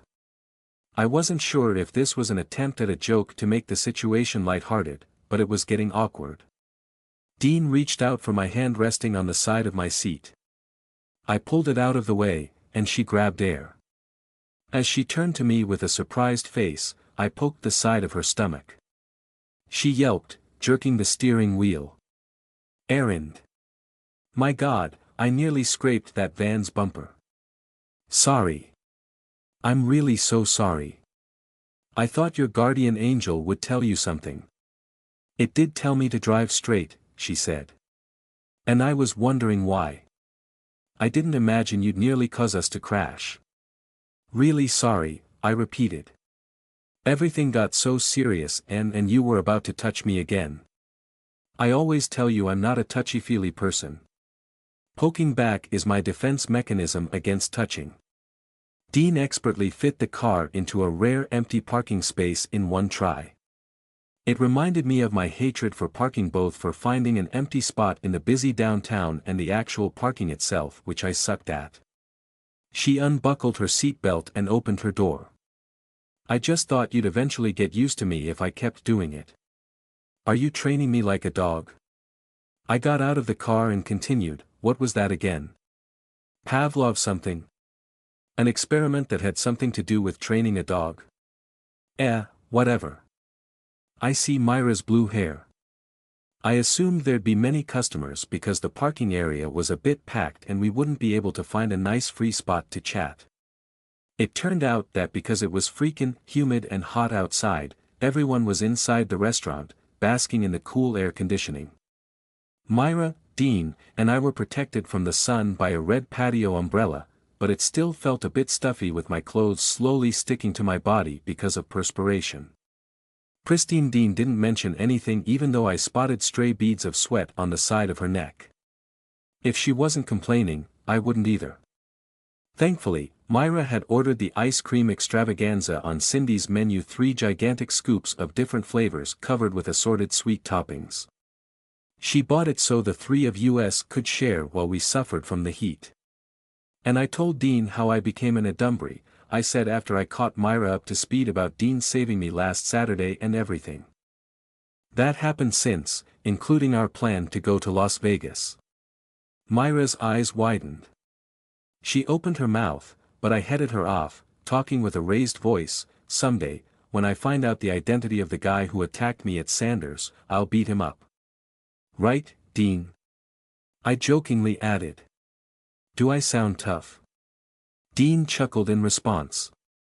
Myra visibly relaxed when she comprehended I hadn't told Dean it was her who attacked me. Whoever that guy was, she said. It's going to be hard to find him with the 2 MS going into hiding. Dario's last message was for all of us to chill out and wait until he gets new information on what to do from the professor. It does sound like good news that they're stopping their operations in this city with all the big guys around, but it's actually not good at all since we have no idea where those bastards will go next. Speaking of Dario, I said. You haven't told him that we're meeting? Of course not. What'll be our story to Dario to ask for more suppressors? Dean asked. Something that won't make him suspect we're using them to hide an actual. She hesitantly glanced at me. I rolled my eyes. Hide an actual Adumbry, she completed. I breathed a sigh of relief that Dean didn't try to argue for some bullshit like we should tell Dario or Everett and Rio, for that matter, the truth and ask for his help. This was what assured me she was committed to being my full-fledged partner in crime. Oh, that's a piece of cake, Myra answered Dean. We'll just say we need a few vials to move around the city. Maybe you have something to do at City Hall. She snapped her fingers and triumphantly pointed at Dean. Right, you can just make up a story you'd need to attend some important shiz at City Hall again. Lots of big guys are there, so you'll need suppressors since it's a long event. He'll buy that explanation. That'll work, I guess, said Dean as she gingerly scooped a clump of ice cream. How fast do you think we'll get it? Not sure. I don't even know where Dario is right now, and how fast he'll be able to give you some. It's kind of my fault that he only left us with one vial each to use in case of emergency. You remember when I gave you all the extra suppressors we had back at Melcher? Might take a few days to get extra vials from him. We're leaving for Vegas in a couple of days, I said. Very early morning of Wednesday to hopefully avoid the super heavy traffic. Then I don't think you'll be able to get some in time. Dean put her hand to her mouth. Oh no. It's okay, Dean, I said. I wasn't planning for you or Myra to ask Dario for more blue vials for our trip. I was actually going to ask Myra for her suppressor to safely get through the checkpoint when we leave La Esperanza. We'll only need one each, and, Dean, you already have yours. Yeah, sure. That works, said Myra with a shrug. I'll just ask Dario for a replacement. Don't tell him you gave your suppressor to me. Actually, don't tell anyone, even Everett and Rio, anything about me and Dean until we've gone to Vegas, or longer than that if possible. I guess you can tell Johan if you want to since he's with us, but I really don't want Dario knowing about my movements. Huh? Myra paused mid-scoop. She let go of her spoon and leaned forward, speaking in a whisper. Why? Is there something I should know? It's time to tell Dean about all the sketchy stuff you and Johan discovered regarding Dario, then I'll share my concern with you. Myra started her tale from where it all began for all of us here, albeit in different ways with her sister, Kelsey. She admitted to Dean that her story about Kelsey's terminal illness was a lie, profusely apologizing for it, and explained that their parents' membership in an Adumbry cult might be the cause of her sister's seeding. And because of Kelsey's condition, Myra accepted Dario's offer to join his group and meld with an artificial core in return for a supply of suppressors. Dario and the professor may have kidnapped Kelsey, revealed Myra, intently peering at Dean through her curtain of blue hair. Dean gasped in shock, her golden locks shimmering as she lurched in her seat. What? I don't understand. Why Dario? Didn't the two MS take Kelsey? They also sent someone to kill Aaron and me. Cleaning up witnesses of her transformation is my guess. Myra subtly grimaced when Dean brought up the mysterious person who attacked us at Sanders Mall. Yes, my first thought was also the two MS, she said with an edge to her voice. Our eyes met. I was tempted to smirk at her because, technically, she suspected us first. She quickly looked away. But I found a note handwritten by Kelsey in her locker that made me think it was Dario and the professor. She explained that the professor had given Kelsey a sort of concentrated suppressor that worked for several hours longer than the normal one. Her sister had taken it on the day she disappeared, so she shouldn't have begun to turn into an inhuman form the time we met her at the law school cafeteria. It was either an intentionally ineffective suppressor or somebody administered a diluter to her. Dario and the professor must have a hand in it, Myra insisted. There's no one else. They're part of a secret organization. These artificial cores, suppressors, diluters, everything. We're guinea pigs in a secret experiment. I see why you're saying that they're experimenting on us, Dean said, her forehead wrinkled in deep thought. And that's not all, Myra said. Next, she brought up the disappearance of various evidence related to us, like parts of video recordings from Eve on the night of the raid got cut if we were in them. As the two of them talked, I eyed the bowl of ice cream, waiting to pounce at the right time. The hot La Esperanza weather was doing a good job melting it. In the valley surrounded by the mounds of pistachio, buttered pecan, and mint chocolate chip ice cream was a pool where the three flavors swirled together. I wasn't too keen on tasting the mixture, preferring the individual flavors, but I had no choice because of rule number 10. I dipped my spoon into the middle of the bowl. Dean and Myra stopped their intense chat and stared at me. Just pretending we're normal girls innocently enjoying a cold dessert, I said. I raised my spoon, encouraging them to continue eating too. They chuckled, breaking the serious atmosphere of their conversation. It didn't take much for Dean to be convinced that everything was not as it seemed. Perhaps it wasn't that easy to notice while in the thick of it, but once she took a step back and analyzed the situation, it became clear that we were being manipulated by someone. The stupid balaclava masks weren't much of a disguise if up against the technological capabilities of the bid. It was a wonder none of Dario's group had been caught. They had been a thorn on the 2Ms side long before Dean and I showed up. And that's not all, Myra said. Dario also ordered us to capture Erin so he could wipe her mind. What? He promised me he wouldn't do that. Why do you think we were at the docks? We were trailing Erin. I guess we were lucky to be there, yeah, but Dario was planning to break his promise to you that time. The expression of anger on Dean's face was something I didn't expect her capable of making. And to think I trusted him, she whispered, more to herself. Dean, I think it's time for me to say my piece, I said, waving my spoon at her. Myra and I, we have decided to work together. If she's right that Dario took her sister, she'll need help to fight him someday, and she had no one else to turn to, not Everett, not Rio, and also definitely not you back then. As for me, obviously, I'll become Dario's enemy if ever he finds out about my secret. My choices were either to just sit this one out and try to survive on my own as an Adumbri, or join Myra's side. In return, Myra and Johan will also help me, like Myra teaching me to fight and, as you know, Johan faking my test results. Like Myra, I really don't have anyone to turn to. But now you also have me, Dean said, her face full of conviction. I promise. That's so inspiring. She placed her clasped hands near her chest. I know deep in my heart that you're a good person. Dean, helping an Adumbri isn't what you signed up for when you melded with an artificial core. I'll completely understand if you don't. Erend. Myra and I leaned back, weirded out by Dean's sudden outburst. What are you talking about? She demanded, her eyes intensely glaring at me. You know I'm on your side. I don't care if you're an Adumbri. I'm on the side of good, and it is good to help my best friend. Facing Myra, Dean added, it's also the side of good to save Kelsey.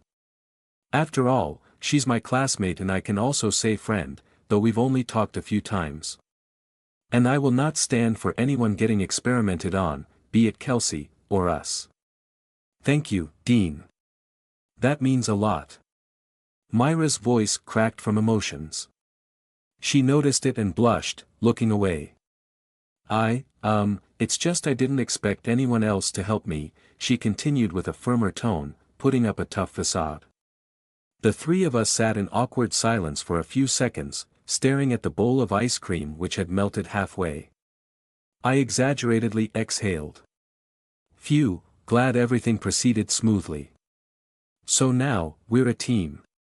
Dean and Myra nodded, murmuring their agreement. I stretched out my hand to the middle of the table, my palm facing downward over the ice cream bowl. I nudged my head toward it, inviting them to put their hands on it. We should have a team name or something. Dean quickly placed her hand over mine. Since there's the 2 MS, we can be the 3 Boliviano. Black, blonde, and blue. 3BS. Black, blonde. Oh, our hair colors. Myra sheepishly grinned as she shyly joined our team's hand stack. She was trying to hide her happiness, and possibly also relief, that Dean came over to our side, but I could see it in her eyes and her uplifted cheeks in mid-smile. And I lowered my hand, theirs above mine, and threw our hand stack upwards. Go Team 3BS. Dean made cheering noises and enthusiastically clapped. Myra just scratched the side of her neck in embarrassment, unsure of what to do. A Cindy's employee fixing the umbrellas a few tables away frowned at us. 3 guys seated inside the restaurant, on the other side of the glass wall nearest us, also stared, mostly looking at Dean. Was she normally this brash, or was she sort of being overprotective to show Dean her gratitude for committing to help her? Either way, I felt like she reacted a bit on the extreme side. Dean seemed to think the same.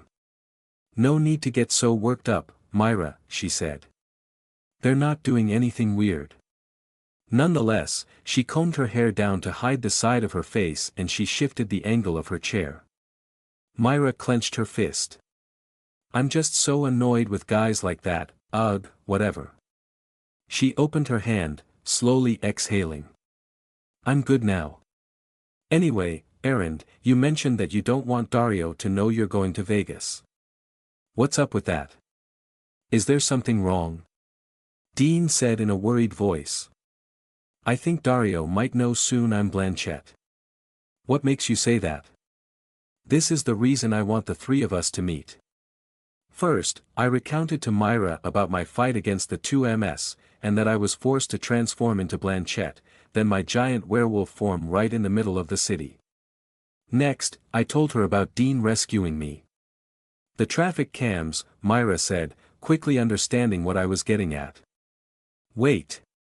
Dean raised her hand like she was reciting in class. I don't get it. The people behind Dario, whoever they are, they're embedded in law enforcement and would surely see my giant werewolf becoming undone by Oren's power. You were wearing a mask, she pointed out. With just the street cams, they won't have seen our faces. What about after that? After? I was careful. It's easy to trace the movements of people with the cameras lining the streets, I said. They don't have to see our faces, they just need to spot the same clothes or even just the body shape. I held up one finger. Imagine this is unconscious me after fighting the Adumbri of the 2MS. I raised another finger. And this is you saving me. I paired my 2 fingers and moved them across the air, symbolizing the 2 of us traveling. We entered a building and rested for some time. Okay. But I also destroyed the security cameras inside that office while I waited for you to regain consciousness. And then we went out, I said. I wiggled my 2 fingers. It's still the 2 of us, there's no mistaking it. We're like the only 2 people there. After that, we went to the city hall, Dean whispered, her eyes narrowing as she gradually figured out the glaring problem. The traffic cams recorded where we went. Then we snuck into the city hall's parking area where I hid you in my car while I went to find my sister. And when you came back, we drove back to my house. Oh man, that's a concern, Myra groaned. Concern is actually putting it lightly. Damn. More like a giant pain in the ass. Do you think they can trace us all the way from? Dean trailed off, already knowing the answer to her own question. They can. I nodded. This powerful group combs through all sorts of evidence gathered by law enforcement, no doubt including street cam footage, videos from building security cameras. Also parking area cameras, contributed Dean, like those in City Hall. And scrubs them clean to make sure our little group is safe, I said. Well, they'll see that it was you who carried me. They'll keep you safe, I think. The problem is, it's easy to put together that I'm the infamous Red Hood. It's either me or your sister, the security footage of City Hall will rule her out. Myra said, so that's why you want to leave La Esperanza. Exactly. They'll have a ton of stuff to go through. I'm sure it'll be some time until they'll discover my secret. And after that, I'm not sure what they'll do. Maybe they'll, I looked at her. Maybe they'll also take you like what happened to Kelsey, she said with an understanding nod. I am not sure what my fate afterward will be. I'll prepare to hide in Vegas. That city is way bigger than La Esperanza. I'm also more familiar with it since we did live there for some time. My family also has a few friends there who I can ask for help. Dean, you can help me prepare to disappear and you can go back. She slammed the table with her palm. I'm not going to leave you all alone. We're in this together. You don't have to leave your life too, I said, in a fake attempt to dissuade her. But Dean should be smart enough to know this wasn't only about me. What will they think when they see me helping you, she said. They're not just going to let me be. I don't know what they'll do to me for hiding in a Dunbury, Dean went on, oblivious of my plans for her. But I'm sure it's not good. Maybe Dario will attack me. That's not, I intentionally faltered in my speech as if I was trying to come up with an excuse for her but couldn't. My trump card of blaming her wasn't needed for now. I'm fine on my own, really. Errand, I'll be with you, Dean said. How many times do I have to tell you this? As much as I hated the thought, Dean should stay with me. For her safety, yeah, sure there's that, but especially for my own too. I wouldn't want her pitted against me. And now, more than ever, with the prospect of Dario's secret organization figuring out my secret, I needed all the allies and advantages I could gather. Dean would definitely help me big time when the time of reckoning came, not only with her power but also with money. And me too. Myra chimed in. I'm not going to Vegas now, I mean. I'm going to stay here and observe how things go, investigate Dario with Johan's help maybe, see what he knows. I'll alert you if something bad is coming your way. And if you need help, just call me. It's like a 4, maybe 5-hour drive to Vegas, but I'll be there as fast as I can. If they come to get you because you're in a Dunbury, maybe we can capture them and they'll lead us to Kelsey. Everything suddenly became so serious, I said with a weak smile. I don't know what will happen in the future. Whoever is behind Dario, they're a big organization. This means we need more help, Dean said. Who? Asked Myra. There's no one else. Fat chance we can convince Everett and Rio. Or like you have some family connections or something. Dean chewed her tongue as she pondered what to tell us next. Family connections, no. I'm thinking we ask help from a Dunbury. A Dunbury? What the hell are you talking about? I've met a true Dunbury who might help us. His name is Headley Cow. But it turned out I was wrong. Dean had indeed met a true Dunbury, not those fake ones made by the 2MS. She told us that last Saturday, on her way to EFU Medical Center to answer Everett's and Rio's call for help, she spotted a suspicious person. Her explanation of why this random man caught her attention was sort of jumbly and vague, making me think she was hiding something. I filed it away in my mind. She narrated that as she followed this man, he surprisingly transformed into 2 children. 2 kids? Myra asked with incredulity. Yep, Dean confirmed. There was a flash of purple light, and then there was a boy and a girl. Those pesky shits. I clenched my fist under the table. Those kids she had seen, I knew them. When Dean, Dario, and the rest of the hero wannabes had their fun little mission investigating EFU Medical Center, I had waited at a dingy pub. PCM assholes, accusing me to be part of Reginist's stupid SVS group, chased me away from my comfy resting spot. Wandering the streets with nothing to do, I decided to make good use of my time and followed another PCM member to investigate what was their beef with the SVS. The PCM guy I picked to tail turned a corner and there was a burst of purple light. 2 children walked out onto the street, a boy and a girl just as Dean had described. Nothing too suspicious. Except that when I checked that corner, I found that what I thought was an alley was actually a dead end. Later that same night, while I was busy saving Romello and the SVS from murderous PCM people, the boy appeared again, that time holding Penemue. The girl might have gone somewhere else. The boy threw the giant lollipop-shaped axe at me, leading to my first encounter with that annoying mind-reading object person thingy. And after our fight, the boy picked up Penemue and left. Headley Cow is his name, Dean told us. They. Apparently, his body was split into 2 children when he became an Adumbry. I don't get it, Myra said, scratching her head. He's one person, but with 2 bodies. Does that mean his mind is shared between the bodies? Honestly, I don't know. And I didn't ask. Dean, I interrupted her in a steely tone. The information about this friend of Penemue was interesting and all, but an opportunity for drama arose, sweetly calling my name. Why didn't you tell me about this? You left out something this important. Not that I was one to talk with all the bullshit I was hiding from her. Just wanted to make a deposit to my guilt-tripping Dean bank account for the day I might be required to withdraw from it.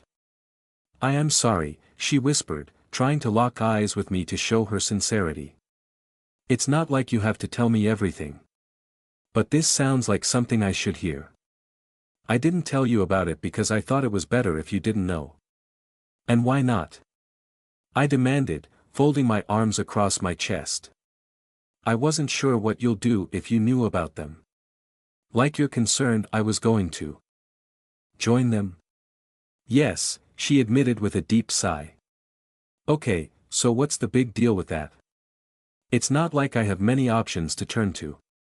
Headley Cow is an Adumbry who has progressed far into his infection. He already lost his original body. I thought that if you'd go with them, it might speed things up. And I don't want that to happen to you. She expectantly stared at me, waiting for words of forgiveness and reconciliation. Instead, I kept silent because I wanted her to stew for just a bit more. After a few seconds of not getting a response from me, she said, I wasn't going to lie to you, promise. It's just that. I understand, I icily said. I truly did, but I wouldn't let this possible emotional manipulation ammunition cool term, I should copyright it go to waste. Dean looked a bit conflicted, her eyes down. It made me feel happy to bully her, and also a bit regretful since she had fed me ice cream. I should tone it down because this wasn't the time to create a rift between us. In a vacuum, going with my fellow Adumbry was probably the best option in terms of long-term survival. But I didn't like change, I wanted to continue with my normal life as much as possible. I even left Dean's house and returned to my condo, and look how that turned out. So maybe I wasn't the best person to ask for survival tips. With the threat of my Adumbry nature getting exposed by the secret organization behind Dario, I was starting to think I should have made friends with Penemue. Or probably not. I had a hunch they wouldn't accept me in their exclusive club with spooky errand in my head. For some reason Penemue giving his best to kill me was proof of that. Dean's original decision to keep me away from them was the correct call, and she didn't know it. So why do you want to ask help from this cow guy now, said Myra, asking a sensible question. I thought you didn't want Aaron to be with them. Headley Cow, Dean corrected her. And to answer the question, she said, asking an Adumbry for help an iffy idea, I know. I'm not sure about this myself, but I'm just throwing this out there. Headley Cow and his allies Adumbry will surely accept Aaron and are powerful enough to protect her. This might be hard to believe, and I didn't back then, but Headley Cow's group isn't pure evil like we'd assume Adumbry are.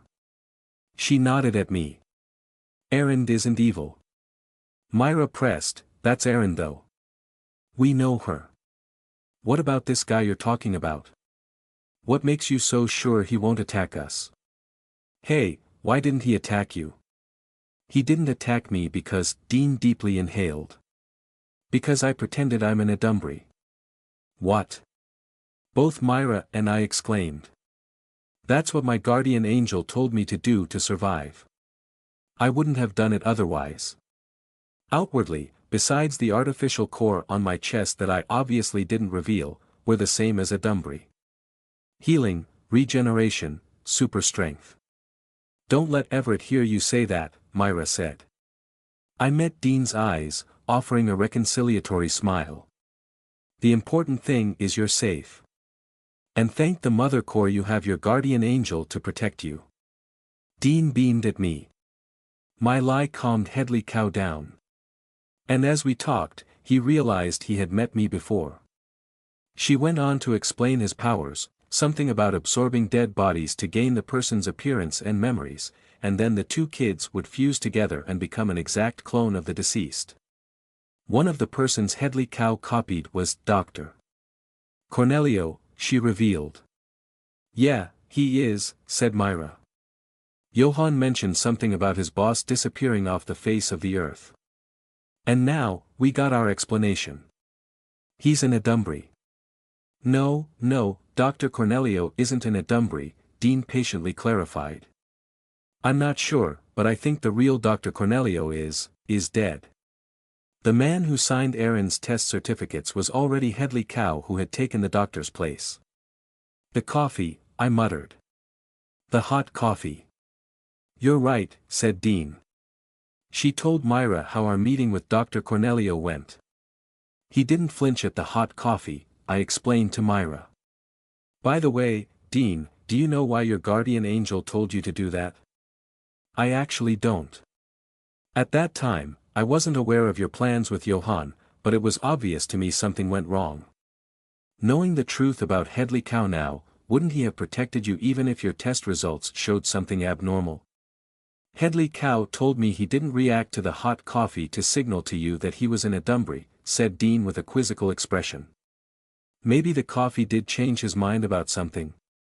He also mentioned he left you a clue among your documents that'll help you find a safe haven for Adumbry. Safe haven? Those are his exact words. And that's why I decided to bring him up now, because he might help you against Dario. You don't necessarily need to go with them. I don't want that do you know about the clue he mentioned? I'm not sure, I said, racking my brains. Was it that stupid bookmark? I'll have to check it later. Hang on, Myra said. He may have helped Aaron at that time, but we can't say he's not dangerous. He is an Adumbry. And what happened to the real Dr. Cornelio, huh? You mentioned his power was to absorb dead bodies. Good catch, Myra. Did he kill? I began to say. Myra continued with her point. He must have killed the real Dr. Cornelio to take his place. Dean's eyes narrowed and then widened like an umbrella opening as she realized she missed something important. She frantically stammered, he didn't say. Dr. Cornelio might have. And she didn't finish her sentence because we all came to the same conclusion about what likely happened. We give him 1 point for helping Aaron if doing nothing is counted as help nowadays, Myra grumbled. But his single good guy point is cancelled for doing in Dr. Cornelio. If you ask me, he's still pretty much in the red in my book. I admit that he might have. Dean closed her eyes as she deliberately sighed. Killed Dr. Cornelio. But I know they're fighting the 2MS, and he probably needed that disguise to do something important at the police station. She held her hands up before Myra could speak. I'm not defending him, okay? I'm saying they have the same goals as we do. Fighting the 2MS. What makes you say that? They have this machine, she began. Apparently, the boy was tinkering with a metallic box and talked about a generator of some kind and a megaphone. Dean didn't know I had encountered those blasted thingamajigs plenty of times, that they were near the top of the list of objects I absolutely wanted to break apart, with probably Penemu at the top too. And this machine was supposed to stop those monsters the 2MS made? I asked after Dean finished her explanation. Did you actually see them use it? Said Myra. No, Dean conceded, scrunching her nose. It was broken. They weren't able to fix it. There was something with the way she spoke that made me think she was the reason it broke. That kid could have been lying about it then. Maybe they're with the 2MS. No, they're not. When the monsters of the 2MS attacked, Headley Cow transformed into a creature of shadow and fought them. Everett and Rio can attest to that. We didn't actually see Headley Cow fight, but the area around the hospital was cleared of monsters. I'm sure it was Headley Cow's work because there were traces of his shadow powers throughout Marshall Avenue. Sounds sketchy, man, Myra said.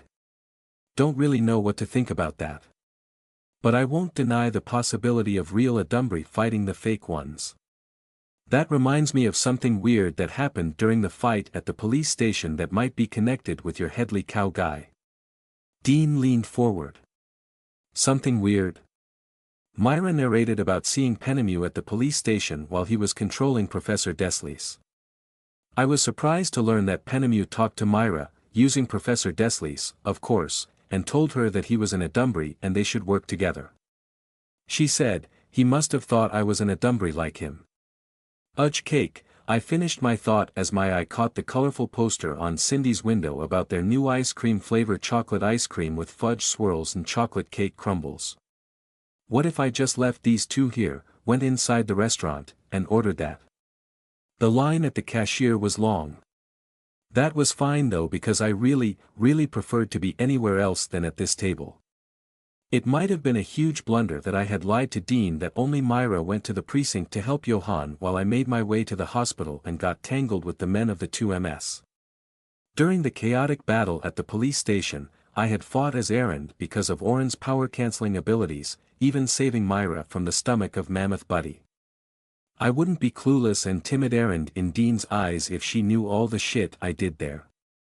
And if she did snoop around for more information, Myra and Johann could alert me about it, and it could mean Dean wasn't as trustworthy as she seemed. I don't know what to make of that axe, Myra said.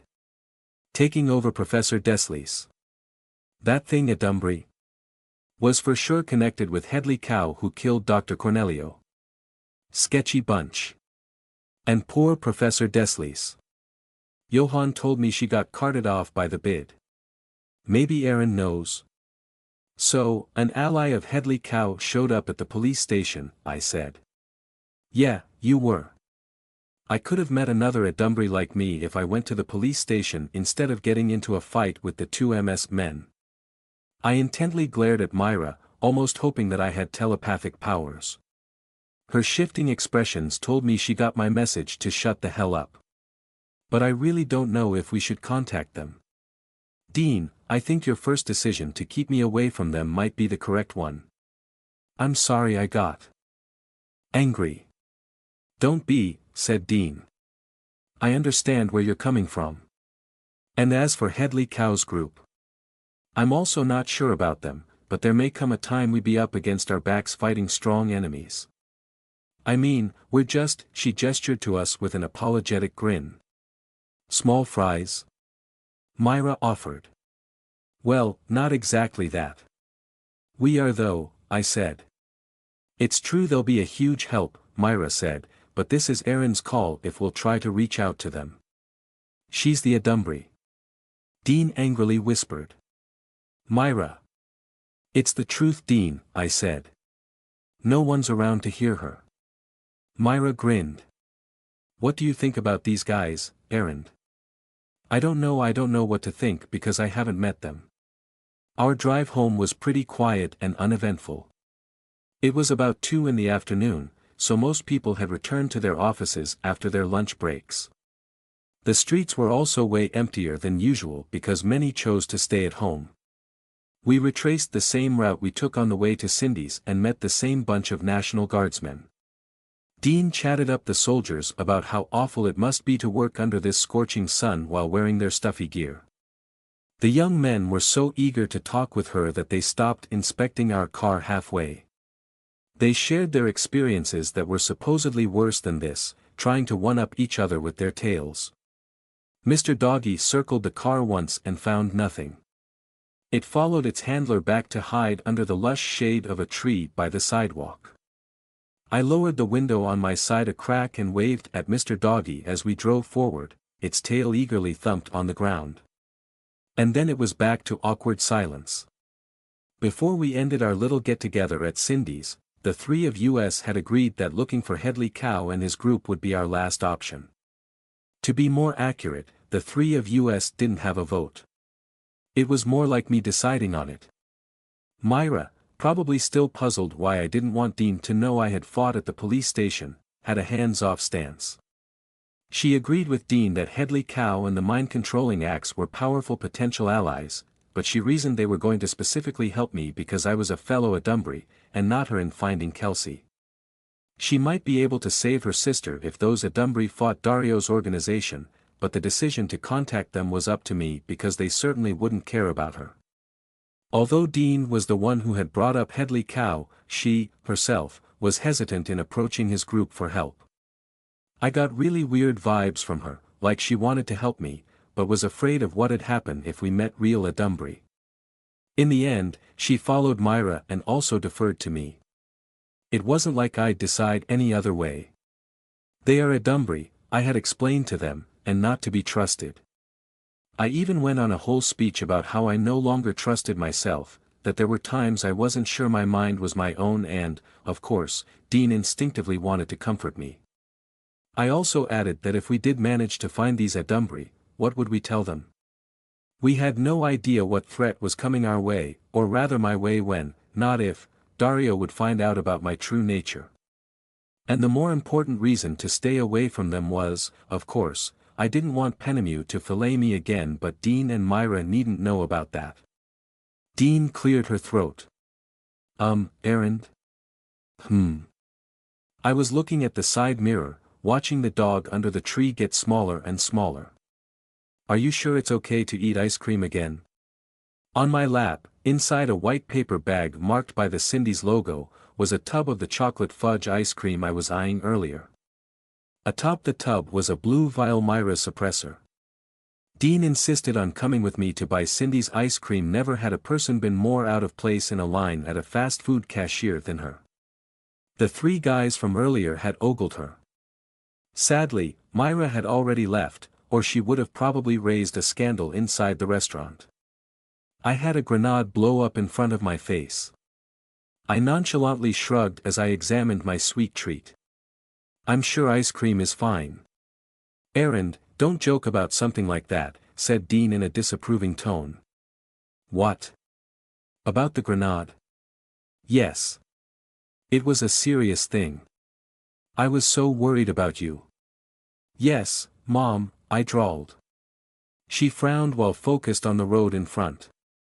I leaned forward a bit so she could see me in her peripheral vision, and gave her a playful grin. I guess it's fine to eat this. Would we get sick if we ate too much sugar? Or we'll just regenerate if we get like diabetes or something? I'm not sure how our regeneration works. How nice of Dean to say, our regeneration, even if our situations were different. She was an artificial core holder, I was an Adumbry. She carried on, my nails grow at a normal rate after I trim them. But the time I broke a nail while punching one of the goons the 2MS sent to my house, it quickly fixed itself back to what it was before. I held my fingers up, I also had cut my nails a few days ago. I never thought of that. And Myra had her hair cut and dyed a deeper blue like a week ago. It stayed cut. Weird, isn't it? Yep, it's weird all right. It was weirder than Dean had observed. She didn't know that most of Myra's hair, and also parts of her body, were melted by Mammoth Buddy's vicious stomach acid when it swallowed her. I recalled that as I carried Myra to safety after saving her, patches of her blue hair were growing back. I could understand the hair regenerating. But keeping its dyed color? I spoke, maybe I'll get fat if I eat too much ice cream. If our body is maintaining most of its normal functions, you probably will. I'm not going to finish this pint anyway. Just a small cup. That's good. I provided the perfect stereotypically girly topic of weight, and it fell flat on its face. A mom joke could keep the conversation going, but it might get stale if I kept using it. And so, the radio played Awkward Silence once again. I thought of actually turning on the music, but Dean seemed to be thinking deeply about something. I wasn't big on music anyway. We were driving along McDouglas Street, circling Green Meadows Park on the way to the entrance of Poblacion Verde Hills, when Dean spoke. You may be wondering why I told Myra about Headley Cow.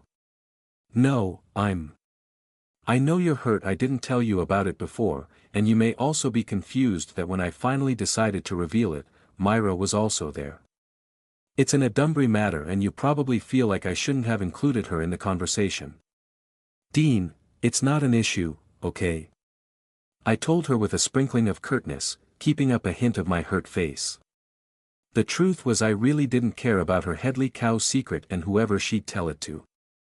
I actually found it a bit sweet she hid it from me so I wouldn't think of going with other Adumbrey.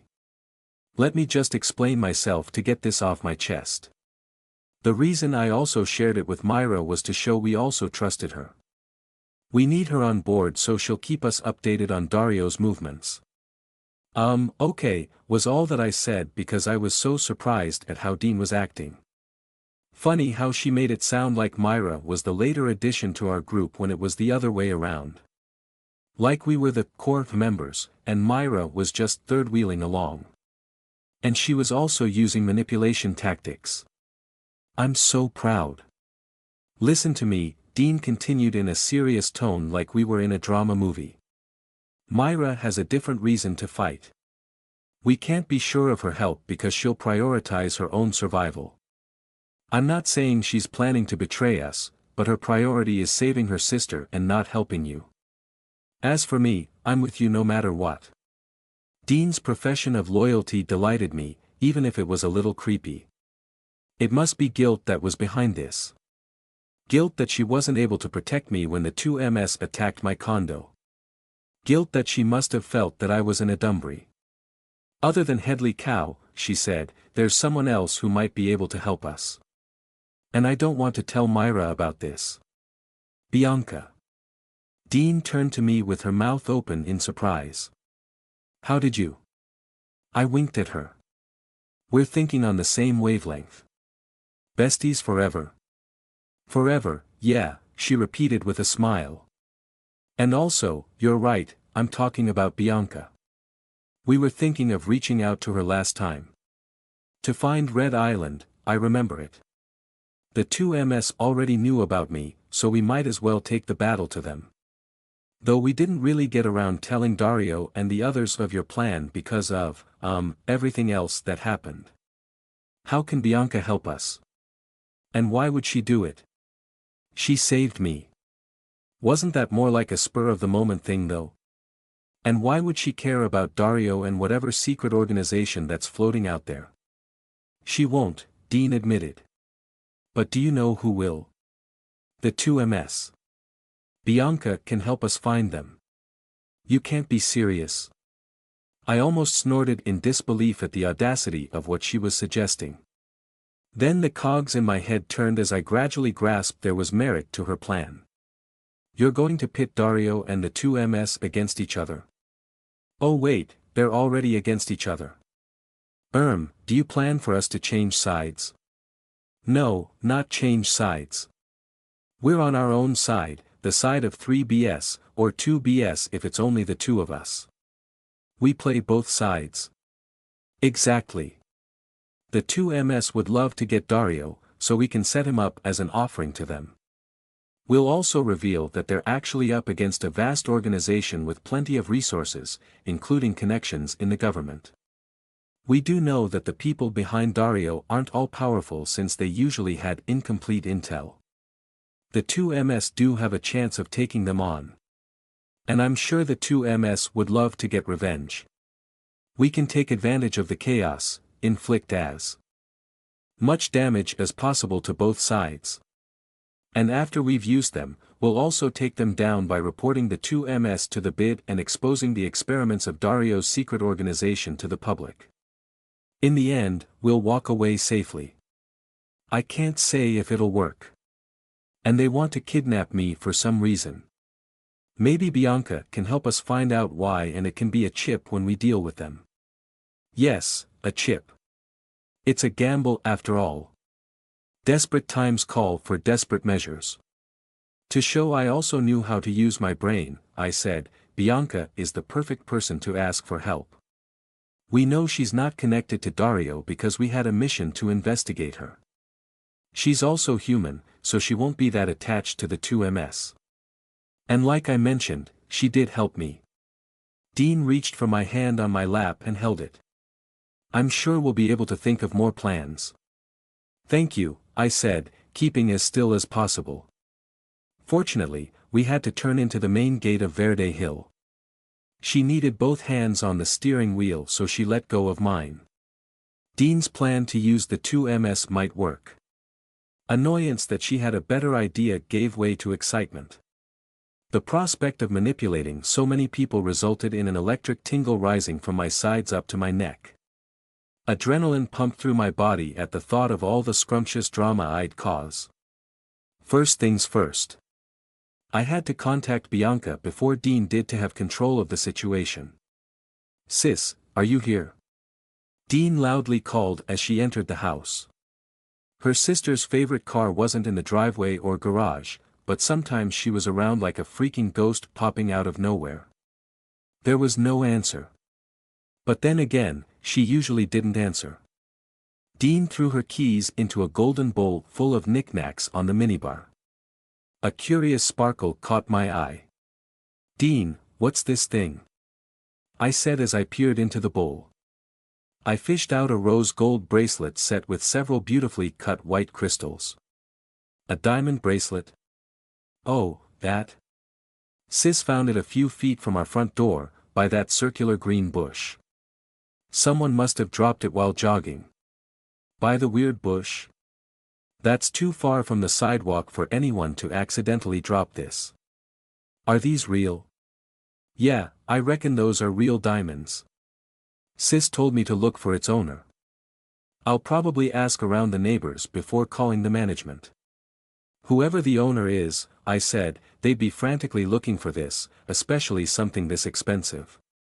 We can order lunch and visit the other houses while waiting for the delivery to arrive.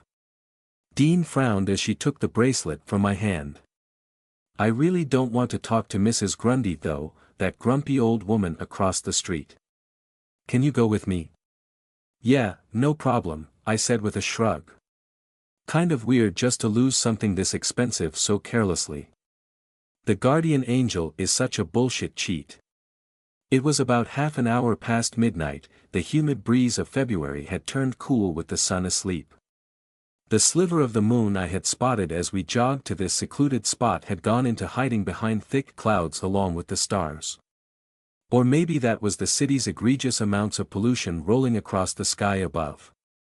The evening news had reported multiple fires caused by separate riots in the poorer parts of the city. Those probably added a lot of smoke to the air.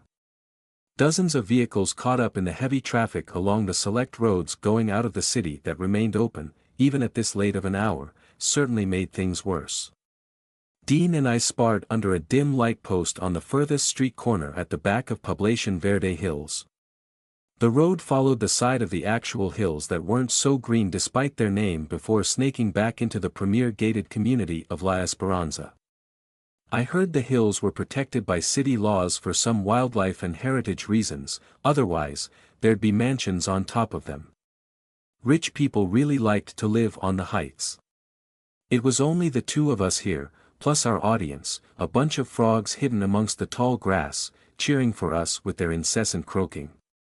Well, they were probably cheering for Dean, because I still hadn't landed a hit on her for the 15 minutes or so we were fighting. With each miss, I'd curse myself in my head. I wanted to beat her in our fight because I was so pissed that she had a better plan than me. Even more annoying was that it was a big-brained plan too.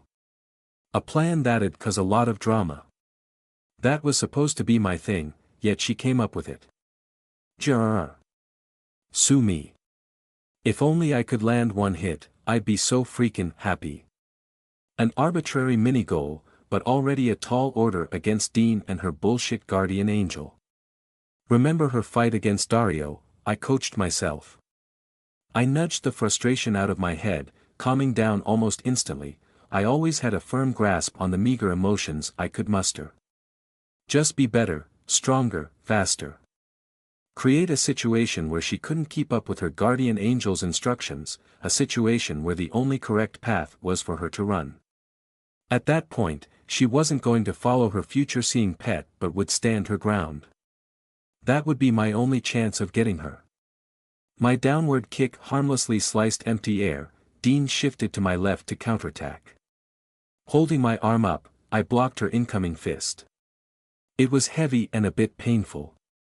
She was using her super strength but held back enough not to seriously injure me. I kicked sideways.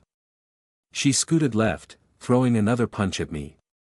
I was waiting for it this time around, reaching out to catch her hand. But she pulled it back. I chased after her, one attack followed by another and another. She just kept on evading while retreating. From the pavement, onto the sidewalk, then we were on the grass. I was relentless, attacking faster and faster, not letting her have a chance to fight back. Her guardian angel should know I was also using super strength. I wasn't sure if it'd risk Dean getting injured for a chance to hit me. Probably not. Dean panicked a bit, her eyes wide in alarm as my flurry of attacks came for her. "I'm going to get your pretty blonde ass, okay?" That didn't sound right. A few more feet and we'd reach the side of the hills, her back would be against the wall of earth, giant rocks hemming her in. She'd have nowhere to run. Dean tried to dive to my left to escape my trap, but I lunged at her, hoping to grab her. No amount of foresight could save her once I got a hold of her.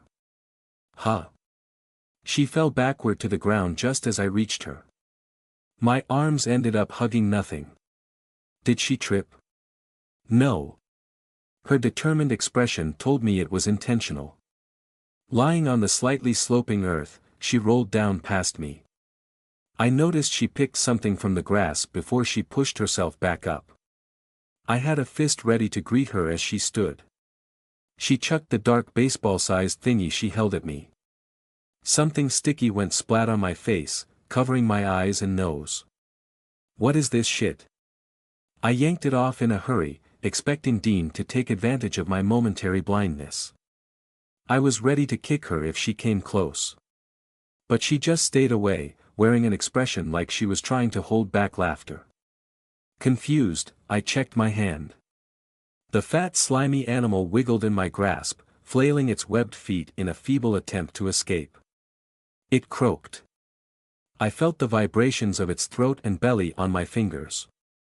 Other girls would probably scream by now, but I was far from normal. I was super irritated that there was gooey stuff on my face and hand. As I was about to crush it and return to the fight, I realized I should act like the timid errand face I supposedly had on. Eek! I yelped, tossing the frog away, playing into Dean's expectations of my character. I furiously scrubbed my hand and face with the end of my shirt while she giggled. "Sorry, errand," she said in between fits of laughter. There was no indication she sensed something was off with me. I blame Gabe for that. Touché, you bastard pet. It had chosen the perfect way to make me stop without hurting me, that way Dean would assuredly follow its instructions. It trapped me there, no doubt. Throwing a frog?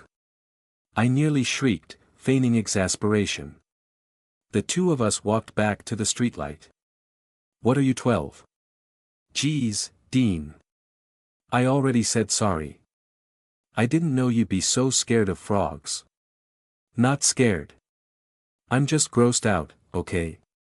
I stuck my tongue out at her. That was a pretty good performance.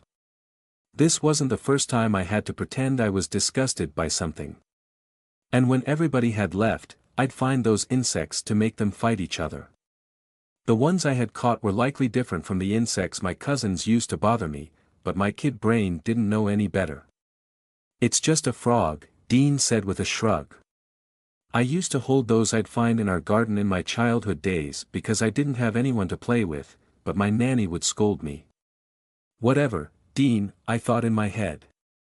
"No one cares about your backstory, this isn't about you." "Yeah, I know it's just a frog," I said, frowning at her. And I've experienced more disgusting things than this. I let my words trail into silence to make it clear what I was referring to. As payback, I thought I'd make her remember everything I had gone through. She didn't have any fault in my sufferings, she just weirdly blamed herself for them illogical heroic mindset, so I thought I could rattle her a bit for the frog. Yes you have, she somberly replied as her eyes stared at the ground. You have, she shook her head and said in a forced energetic tone, that's why you shouldn't have been bothered by the frog. In serious fights, nothing should distract you. Treat our practice like one. You're right. Wow, she turned that around on me. Shower it off later. I don't think we'd get sick if the frog carried like bacteria or something. She raised a brow as I raised my balled fists. We're going to continue? You were going at it so intensely, I'm worried that this was supposed to be a serious practice, right? You said it yourself. We need to get stronger and better at fighting for our survival. Dean gave me one firm nod. Let's get it on. She grimaced at her words. Did I sound cool or cringe? A bit cringy, I sheepishly said. Then I rushed at her. Another 10 minutes, and no progress on my front. Dean was reading me like an open book, and it turned out I was a very simple children's story. Although I had an overwhelming advantage in strength, maybe a tiny bit on speed, I didn't have the fighting experience and tactical knowledge to make good use of it. In contrast, Dean was reading classical electrodynamics or something during her fight with Dario. There was simply nothing she could do despite knowing his future moves. Throughout our practice, Dean seemingly became more confident in evading and attacking. Her movements were crisper. Smoother. Can something be crispy and smooth at the same time? She had gotten used to following the snap instructions of her guardian angel, executing them as cleanly as possible. So annoying that our practice session was benefiting only her. It was as if she was the main character of the show, getting stronger during a training montage almost at an unreasonable rate. To be fair, putting us side by side, it was obvious who was the protagonist and the side character between the two of us. I think that's enough for now, I said with fake heavy breathing. Are you tired? A bit, yeah, I wasn't, but I didn't like to continually lose, so I had to make a plausible out. And I think if I get too focused on fighting, some feelings surface inside me that. Feelings? Dean gave me a worried glance. What feelings? Are you okay? Rage, anger, that kind of stuff. But I'm okay. I hastily added to calm her down. I just feel like if we kept it on, I might unconsciously draw my Adumbri power and transform. That should be a cool enough excuse, compared to the truth that I just sucked big time against her guardian angel's ability. I'll get you next time, I thought, looking at the space over Dean's right shoulder. Time to go home then. During our jog on the way back to Dean's house, she brought up the clue that Headley Cow supposedly gave me. She had kept silent about it since our meeting at Cindy's this morning, but I was sure she was pretty interested in it even if we agreed that asking Adumbri for help would be our last option. Have you checked your test documents? She asked. I didn't find anything, I nonchalantly lied. I took out the bookmark and hid it somewhere else. Good thing I hadn't given it to Johann because I thought back then that Dr. Cornelio just misplaced it. I'd try to figure out that clue maybe when I get really bored with nothing else to do. No rush. It was best I didn't show my pretty face to Penemu again or he'd cut me into cubes. But there might come a time I'd need to find them. Oh, is that so? Dean slowed down her jog. I thought there might be something there, like a small piece of paper with a clue. No, there's nothing. Can I check it later? Maybe the clue is written on the papers themselves. Invisible ink and such. Sure, no problem, I said, holding back the urge to roll my eyes. She really didn't trust me that I thoroughly checked the documents. Yeah, I'm lying to her, but that wasn't my point. Oh well. It was in Dean's personality to take charge, and it was the character of the face I had on to be the sidekick. But that didn't mean I'd let her have actual control of the situation. It was my ass on the line here, not hers. I had to figure out a way to take back the steering wheel without her noticing. I could start with something small. Assert myself a bit, contribute a minor idea that she'd have to agree with, make her think all of it was her plan. Dean would be happy she was the leader, while I'd be happy I was manipulating someone. Win-win. Now, what's the plan? Was there something I could do at this time? It'd be nearly 1 a.m. by the time we got back to Dean's house. I guess I'd have to leave it for later since we'd be going to bed. Most people were already asleep, except those stuck in traffic exiting the I Got It. Dean, I faintly said, almost a whisper. I just thought of something. What is it? Is it about the clue? No, not that. It's about our trip to Vegas. I think we're all set for it. Our packed bags are already in the car. The mini cooler with your ice cream is there too. We have prepped breakfast that we'll just microwave and eat on the road. What else do we need? Everything is complete, I confirmed. It's just that, instead of leaving tomorrow later, it's already 1. What if we left now? Now, like really now? Why? Just to throw off anyone who might be watching us, I said. What a lame justification. And there might be fewer cars tonight. Our original plan was to leave around 5 to avoid the deluge of vehicles throughout the day. But what if we go now? Like about 2 we'd be in line for the checkpoint. There are a lot of people there for sure, but so much fewer compared to if we leave much later. I'm not so sure, Dean said. Don't you want to rest? You did say you're tired. I can sleep in the car, I replied. Yes. I have an excuse not to talk to her for an hour or 2. My genius was astounding. And then, when I wake up, you can have your turn to sleep while I drive. I guess. Maybe 2 or 3, we'd be out of the city and free driving in the desert. On the road at that hour, isn't it exciting? I haven't tried that before. Fine, we'll go now.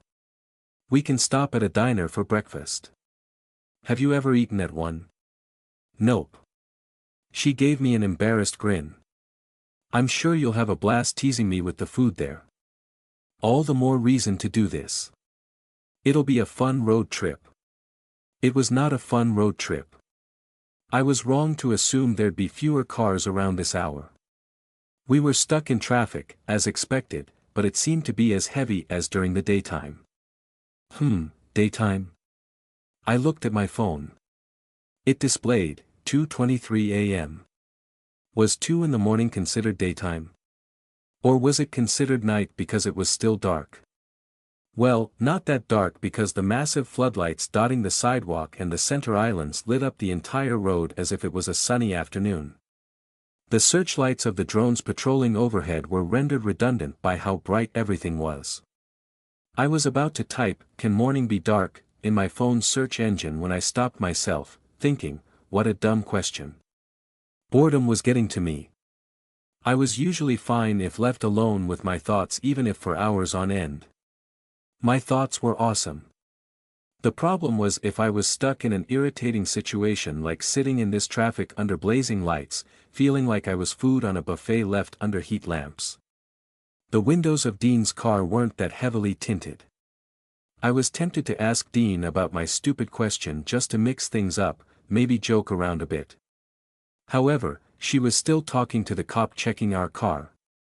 This was the 3rd time police officers had stopped us during our mind-bogglingly snail-paced journey out of La Esperanza. Just routine stuff, they didn't single us out for being sketchy or whatnot. And all they did was ask questions, check documents, and cursorily search cars. I knew why they weren't doing anything that could specifically expose an Adumbree intent on hiding himself or herself, in my case. This was more to assure the public and maintain order, maybe also to pick out suspicious people for the bid to further examine up ahead. Each cop could have a pin and just poke everyone here. Okay, that was unconstitutional in the first place, but if that was allowed, what would they do next if there was an actual Adumbree? That was why they left the actual Adumbree detection to the final checkpoint up ahead where the bid opened only a few lanes. A buttload of agents and commexos were waiting to swiftly eliminate any Adumbree caught by their scans and tests. A choke point and a kill zone. And, hopefully, not my grave. Everything appears to be in order, said the cop. I clutched the folder containing my test certificates, ready to whip them out if he gave a sliver of a hint that he suspected anything was wrong. Dean and I hadn't yet taken the suppressor because we weren't sure how long it'd take until we reached the ginormous bid scanners. He adjusted his sunglasses and took one last look at our IDs before giving them back to Dean. Thank you for your cooperation, ma'am. Just doing our part, officer, Dean said with a smile. There was a bit of relief in her voice. The paunchy cop took a small black flashlight from his belt and shone it into the car. Just going to have a quick look, ma'am, if you're hiding any bodies, he jokingly said. I hope you don't mind the bright light. Which one, officer? Dean replied, humoring him. The flashlight or the sun outside? He frowned as he peered into our back seat. I thought he had found something wrong, but he was just as pissed as we were of being here. Sun. Right you are, ma'am, he mumbled. These blasted lights are, and we didn't hear the rest of his sentence. An expensive-looking muscle pickup truck, a good indication of the minuscule genitals possessed by the guys riding it, stopped in the next lane, right beside our car. Four rowdy frat boys sat in the back of the truck, drinking beer. They waved and howled like animals in a zoo to get our attention. Well, probably not my attention, but rather Dean's. Animals were probably better behaved than them. Woo! We caught up to you, girls. Woo-hoo! Hey, ladies! A ratty idiot sporting a goatee pushed away his friends and leaned over the side of the truck. Want something to drink? Come over here. He chucked an open can of beer at the side of our car. The clank made Dean grip the steering wheel tighter. Then she released it before she could bend it out of shape in view of a cop. She kept looking forward, but I could see the frothing infuriation in her eyes. She tightly pressed her lips together until they were paler because she wasn't wearing any lipstick. Yow, Blondie! Yelled a moron with a bad haircut. Blondie, how about you look over here? Show us your pretty face. Where are you girls going? The cop turned around. That's enough, he barked at them. He picked up the beer can on the street and threw it into the bed of the truck, splashing the four jerks sitting there. All of them yelled to complain, trying to be louder than each other. Move along. Move along. The cop knocked on the pickup's roof. Get going, move on up, you rascals. They didn't budge an inch. The window of the pickup rolled down to reveal a buff asshole with a skull tattoo on his shoulder sitting on the passenger seat. He took out a camera and pointed it at Dean. Looky here, Blondie, he called out. Give me a pretty pose. The police officer blocked his view. That's enough, young man. Oh, come on. What the hell? Yelled Skull Tattoo Bro. Thank you, sir, Dean said and followed his instructions. The music's volume turned down a couple of notches after she closed the car windows. But it was still incredibly loud, rattling the car. It faded away as the new line of vehicles we joined slowly moved forward. Or perhaps the cop managed to make them turn it off. Dean continued to drive in silence. I could feel her seething that I could probably cook an egg on her head from the heat of her anger. Are you okay there, Dean? I said after a couple of minutes of awkwardness. I supposed I should be a good friend. What? Yes. Yeah, I'm fine, she said through gritted teeth. Here's your ID. I forgot to give it back to you. Thanks, I said. It was my Alois University ID. Fortunately, I was able to get a new one the other day so I'd have something to use in some situations. An EFU ID, a law student one at that, was better than any government ID. All of my IDs and my credit cards were gone in the torched ruins of my condo. It was going to be a pain in the ass to process a new passport, driver's license, all that crap that I didn't bother because I was a lazy bum. Are you sure you're okay? Want to talk about it? I've encountered plenty of those sorts of guys, she said. I've learned that the best way to deal with them is to ignore them. I mulled over whether I should say, that's because you're so beautiful you attract unwanted attention. I hadn't encountered a situation like this before, but I had an inkling it was the wrong thing to say. It was the truth, and I was going to deliver it in a joking way, but I suspected it was insensitive to blame her. Victim blaming, I think, was the term. Holding my tongue, I let her continue venting. If I give them any attention, said Dean, they'd take that as a go signal. Even a clear rejection would shoot just right out of their ears. They'll think that because I'm talking to them, they'll be able to change my mind. She clicked her tongue in annoyance. I hope that's the last we'll see of them, I said. Thankfully, a cop was present. Yes, he was very helpful. I hope those creeps get arrested. I was about to say asshole, but I couldn't recall if I ever used that word in front of Dean. I won't bet on that, Dean said. Why not? I recognize one of them. The guy with the messy brown hair sitting beside the one who threw the beer can at us. He's the nephew of the mayor, our new one. Wow, you're pretty well connected to know him, I said. The nephew of the mayor? Didn't I know someone who was the niece of our previous mayor? Vanessa or something?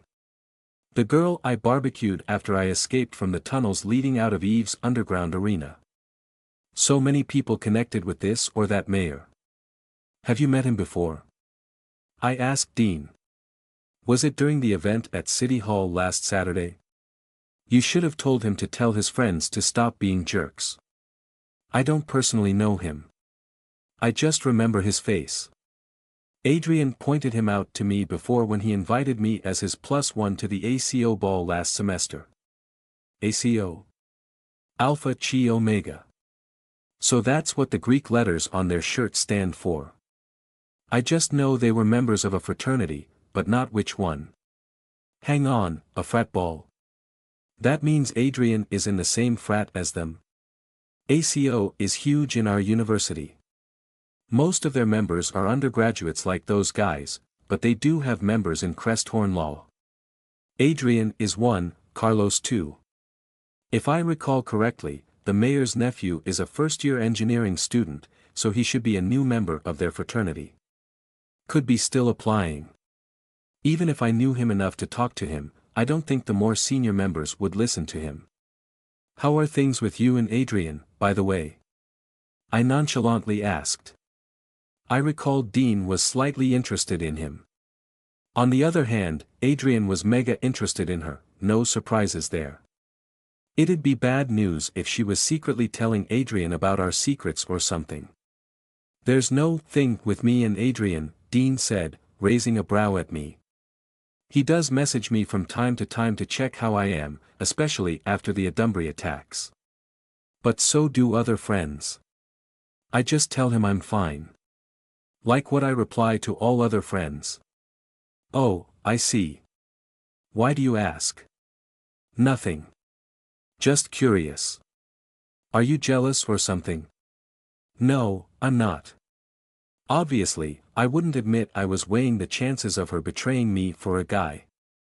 I had seen too many movies, across multiple genres, where that happened. I'm not going to leave you. I know, I replied, in the sincerest way I could say it. Thank you. At this pace, we probably have half an hour until we reach the scanners and the Comexos. Try to get some sleep. I'll wake you up later so we can drink our suppressors. Here you go, said Dean, handing me a yellow box cutter. We don't need to do this if you don't want to, I told her, understanding why she was handing it to me instead of doing it first.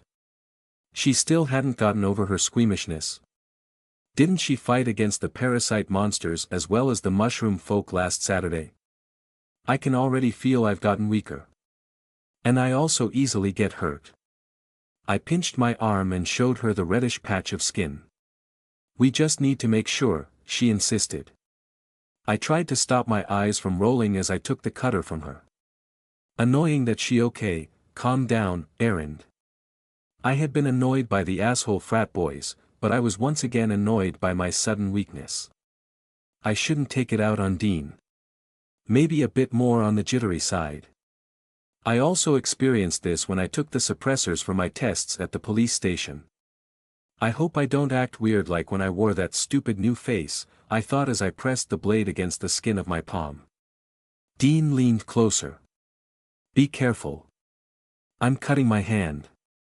What do you mean, be careful?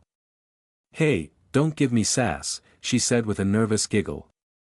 And move back a bit. You're covering the light. I put some strength into pushing down the blade until I felt a tiny snap as it broke the skin. Then I pulled it down. There was a small line. And then it became red. Droplets of blood formed and slid down my hand. There.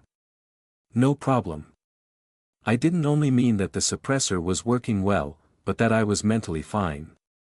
No issues wounding myself, no bizarre reactions to pain, just no-nonsense normal me. Dean, quick with a piece of tissue, wiped away the blood. She then put a band-aid over my wound. Now, can you cut mine? Fine, I said with a sigh.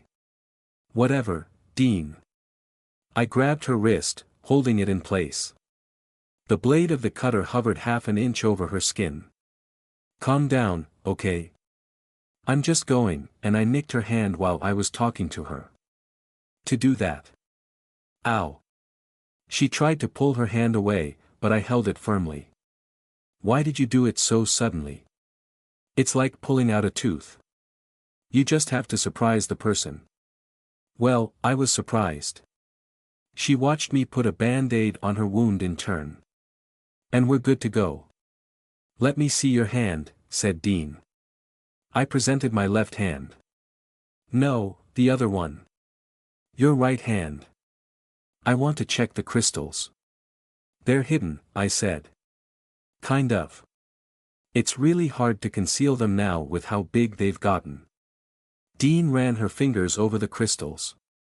Despite covering them with several pimple patches and heavy makeup, they remained conspicuous.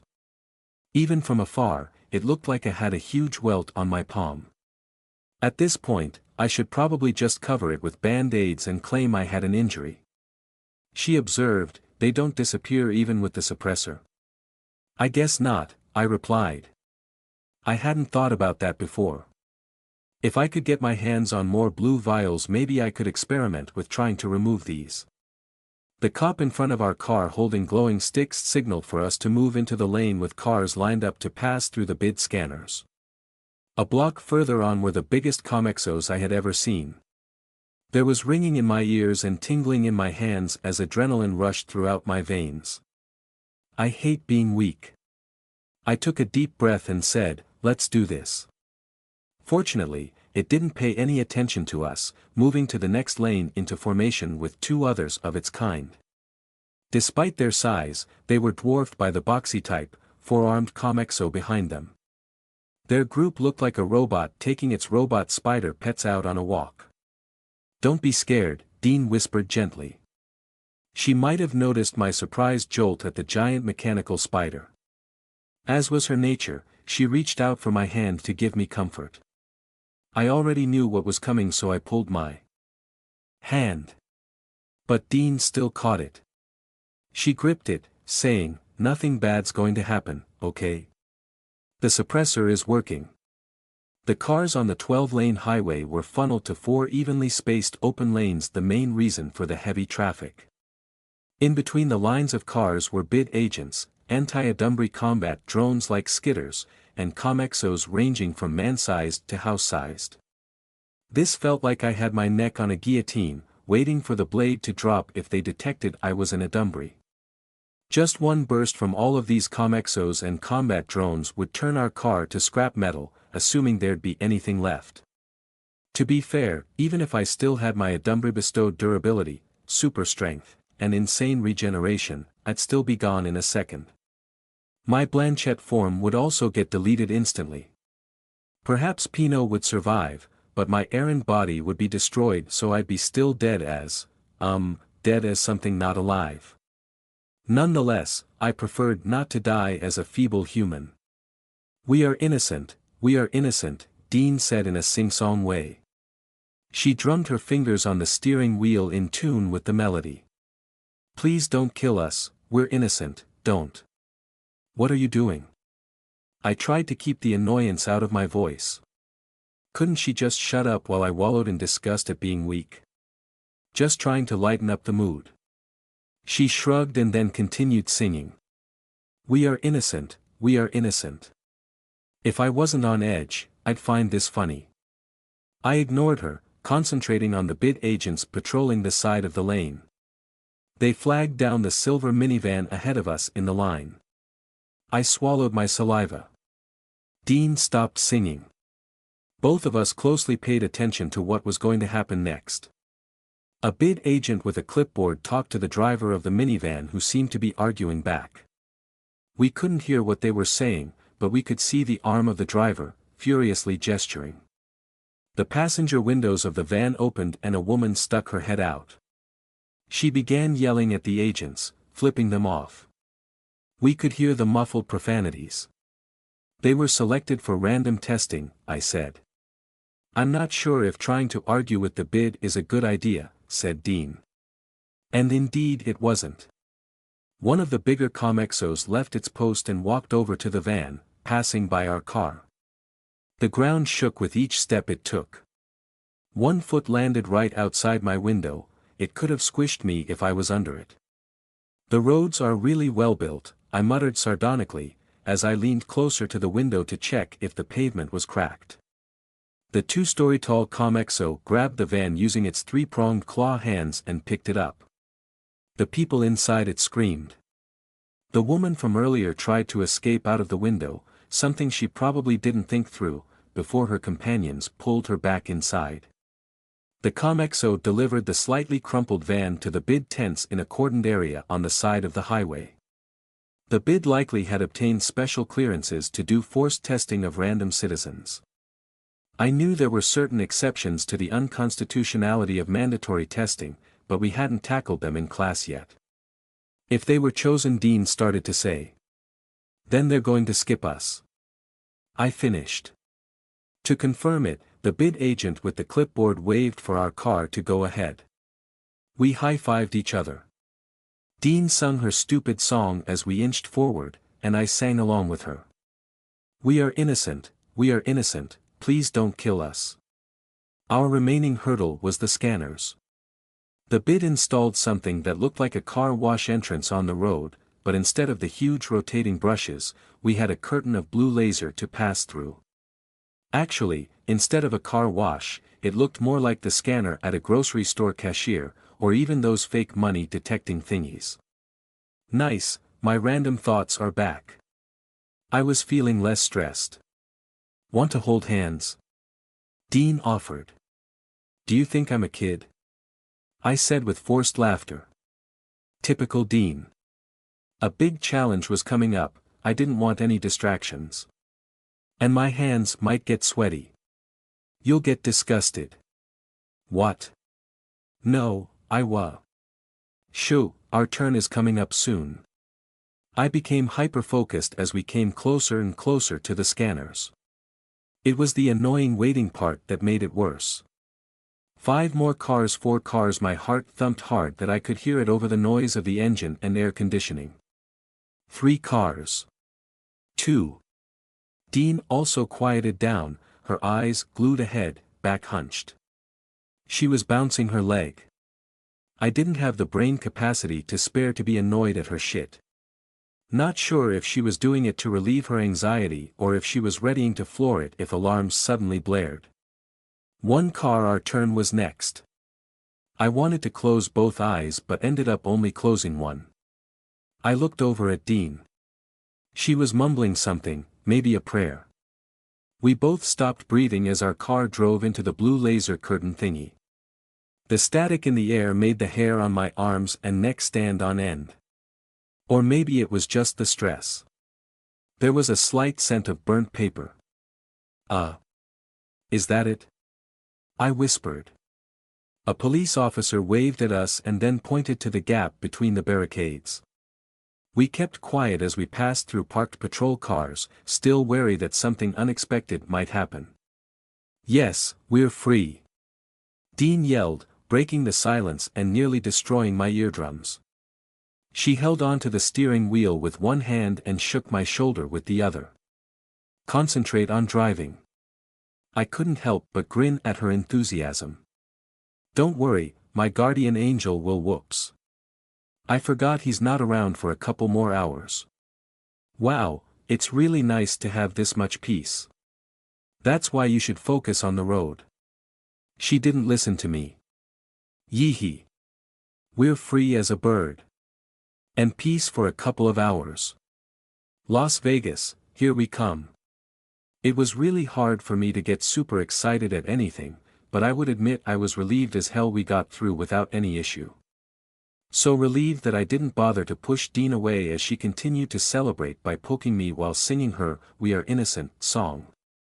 The traffic severely thinned as we drove onwards to Riverside, the other cars exiting La Esperanza going to our various destinations. Dean turned off the air conditioning and opened the windows. She played relaxing jazz beats on the radio as we savored the cool early morning air, the sun a long ways away from waking up. It was almost 3:30 and we were cruising through the sort of empty streets of Riverside. With the music in the background, we might as well be in a music video. Dean, the lead singer, and me, the random extra the director picked from the streets last minute because they lacked people. It took no time to get to San Bernardino. I became so relaxed, any sense of vulnerability as a weak human gone, that I chatted with Dean instead of trying, or at least faking, to fall asleep. We avoided serious stuff like Adumbree, Dario's organization, and how I was going to hide in the future if they hunted me down. The topic of anything school-related soon dried up and we moved our conversation to my mom. It was a pretty easy subject to talk about. I had already worn the face of a dutiful daughter plenty of times. How about your parents? I asked Dean. Only now did I realize I barely knew anything about them other than that the Leska family was very wealthy with plenty of business ventures and political connections. What kind of monstrous friend am I? I sarcastically thought. At least I was trying to show that I cared about Dean's family now. There, she simply replied. By her tone, I knew she didn't want to continue. And so, that was the end of that topic. We eventually entered I-15. From here, it was just straight driving, following the interstate through the desert and we'd reach Las Vegas. I went to sleep, telling Dean I'd take over driving later. Beep. Beep. Ugh, what's going on?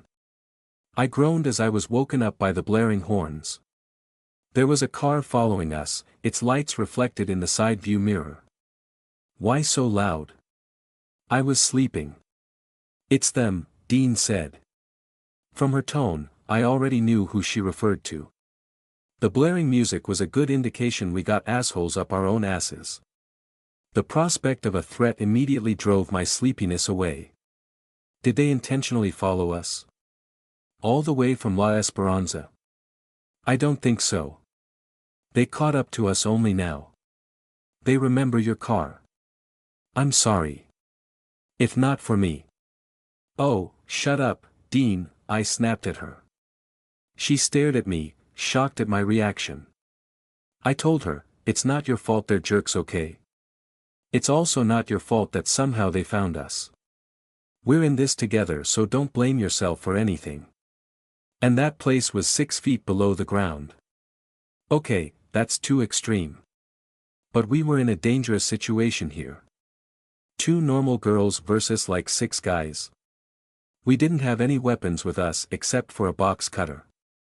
This scenario seemed like one of those true crime documentaries Mom and I used to watch about women disappearing while on long stretches of an empty interstate. I took a look at the time on my phone. Apparently having the same thought, Dean said, about an hour and a half more. We can't be really sure. That's a long time. Maybe these creeps will leave us alone. The pickup truck following us rapidly switched from its high-beam headlights to low-beam, as if they were trying to communicate with us in Morse code. The constant honking that followed told us that they were doing it to be annoying, not to share a secret message. I said, or I guess not. They want to harass us, Dean said with a frown. They'll probably just stay like this. Best if we ignore them. At some point, they'll get bored with their games, I pointed out. And those guys are drunk, maybe even on drugs. We don't know what's going through their minds. Maybe they'll escalate things if we don't react. Yes, that might happen. But what are we going to do? Just speed up and try to lose them? Their truck should be faster than my car. Continue like this so they won't get angry at us or think something's up. Luckily, a little over 4 miles from here, there's a diner and a gasoline station. I showed her my phone. The pictures look old, but it said it's open 24/7. There's a review complaining about the food dated a couple of weeks ago. Let's hope it's open, Dean said. Then we can ask for help there. No need for that, I told her with a grin. We're strong independent women, just not that strong right now. We just need to wait until the suppressors wear off and we can continue our journey. Dean chuckled, lowering her tensed shoulders. I continued, this is also a good opportunity for you to try some good old true American diner food. I'm really hungry. About 6 minutes later, we saw the sign MR. Beefies, with the lights for both E's busted and the S dangling upside down from the bottom of the sign but somehow still lit. The creeper squad, likely realizing our plan despite their boozed-up state, suddenly sped up. Their truck dangerously weaved in and out of the opposite incoming lane. Fortunately, we were already near the diner. Dean, ever the parking expert, slid our car in one try into the open spot nearest the diner's entrance.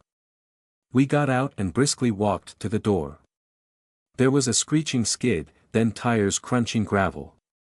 Looking over my shoulder, I saw the truck drive past us. I thought they were already going to leave us alone, but they turned around. Go in, urged Dean, opening the door for me. If these bastards keep this up,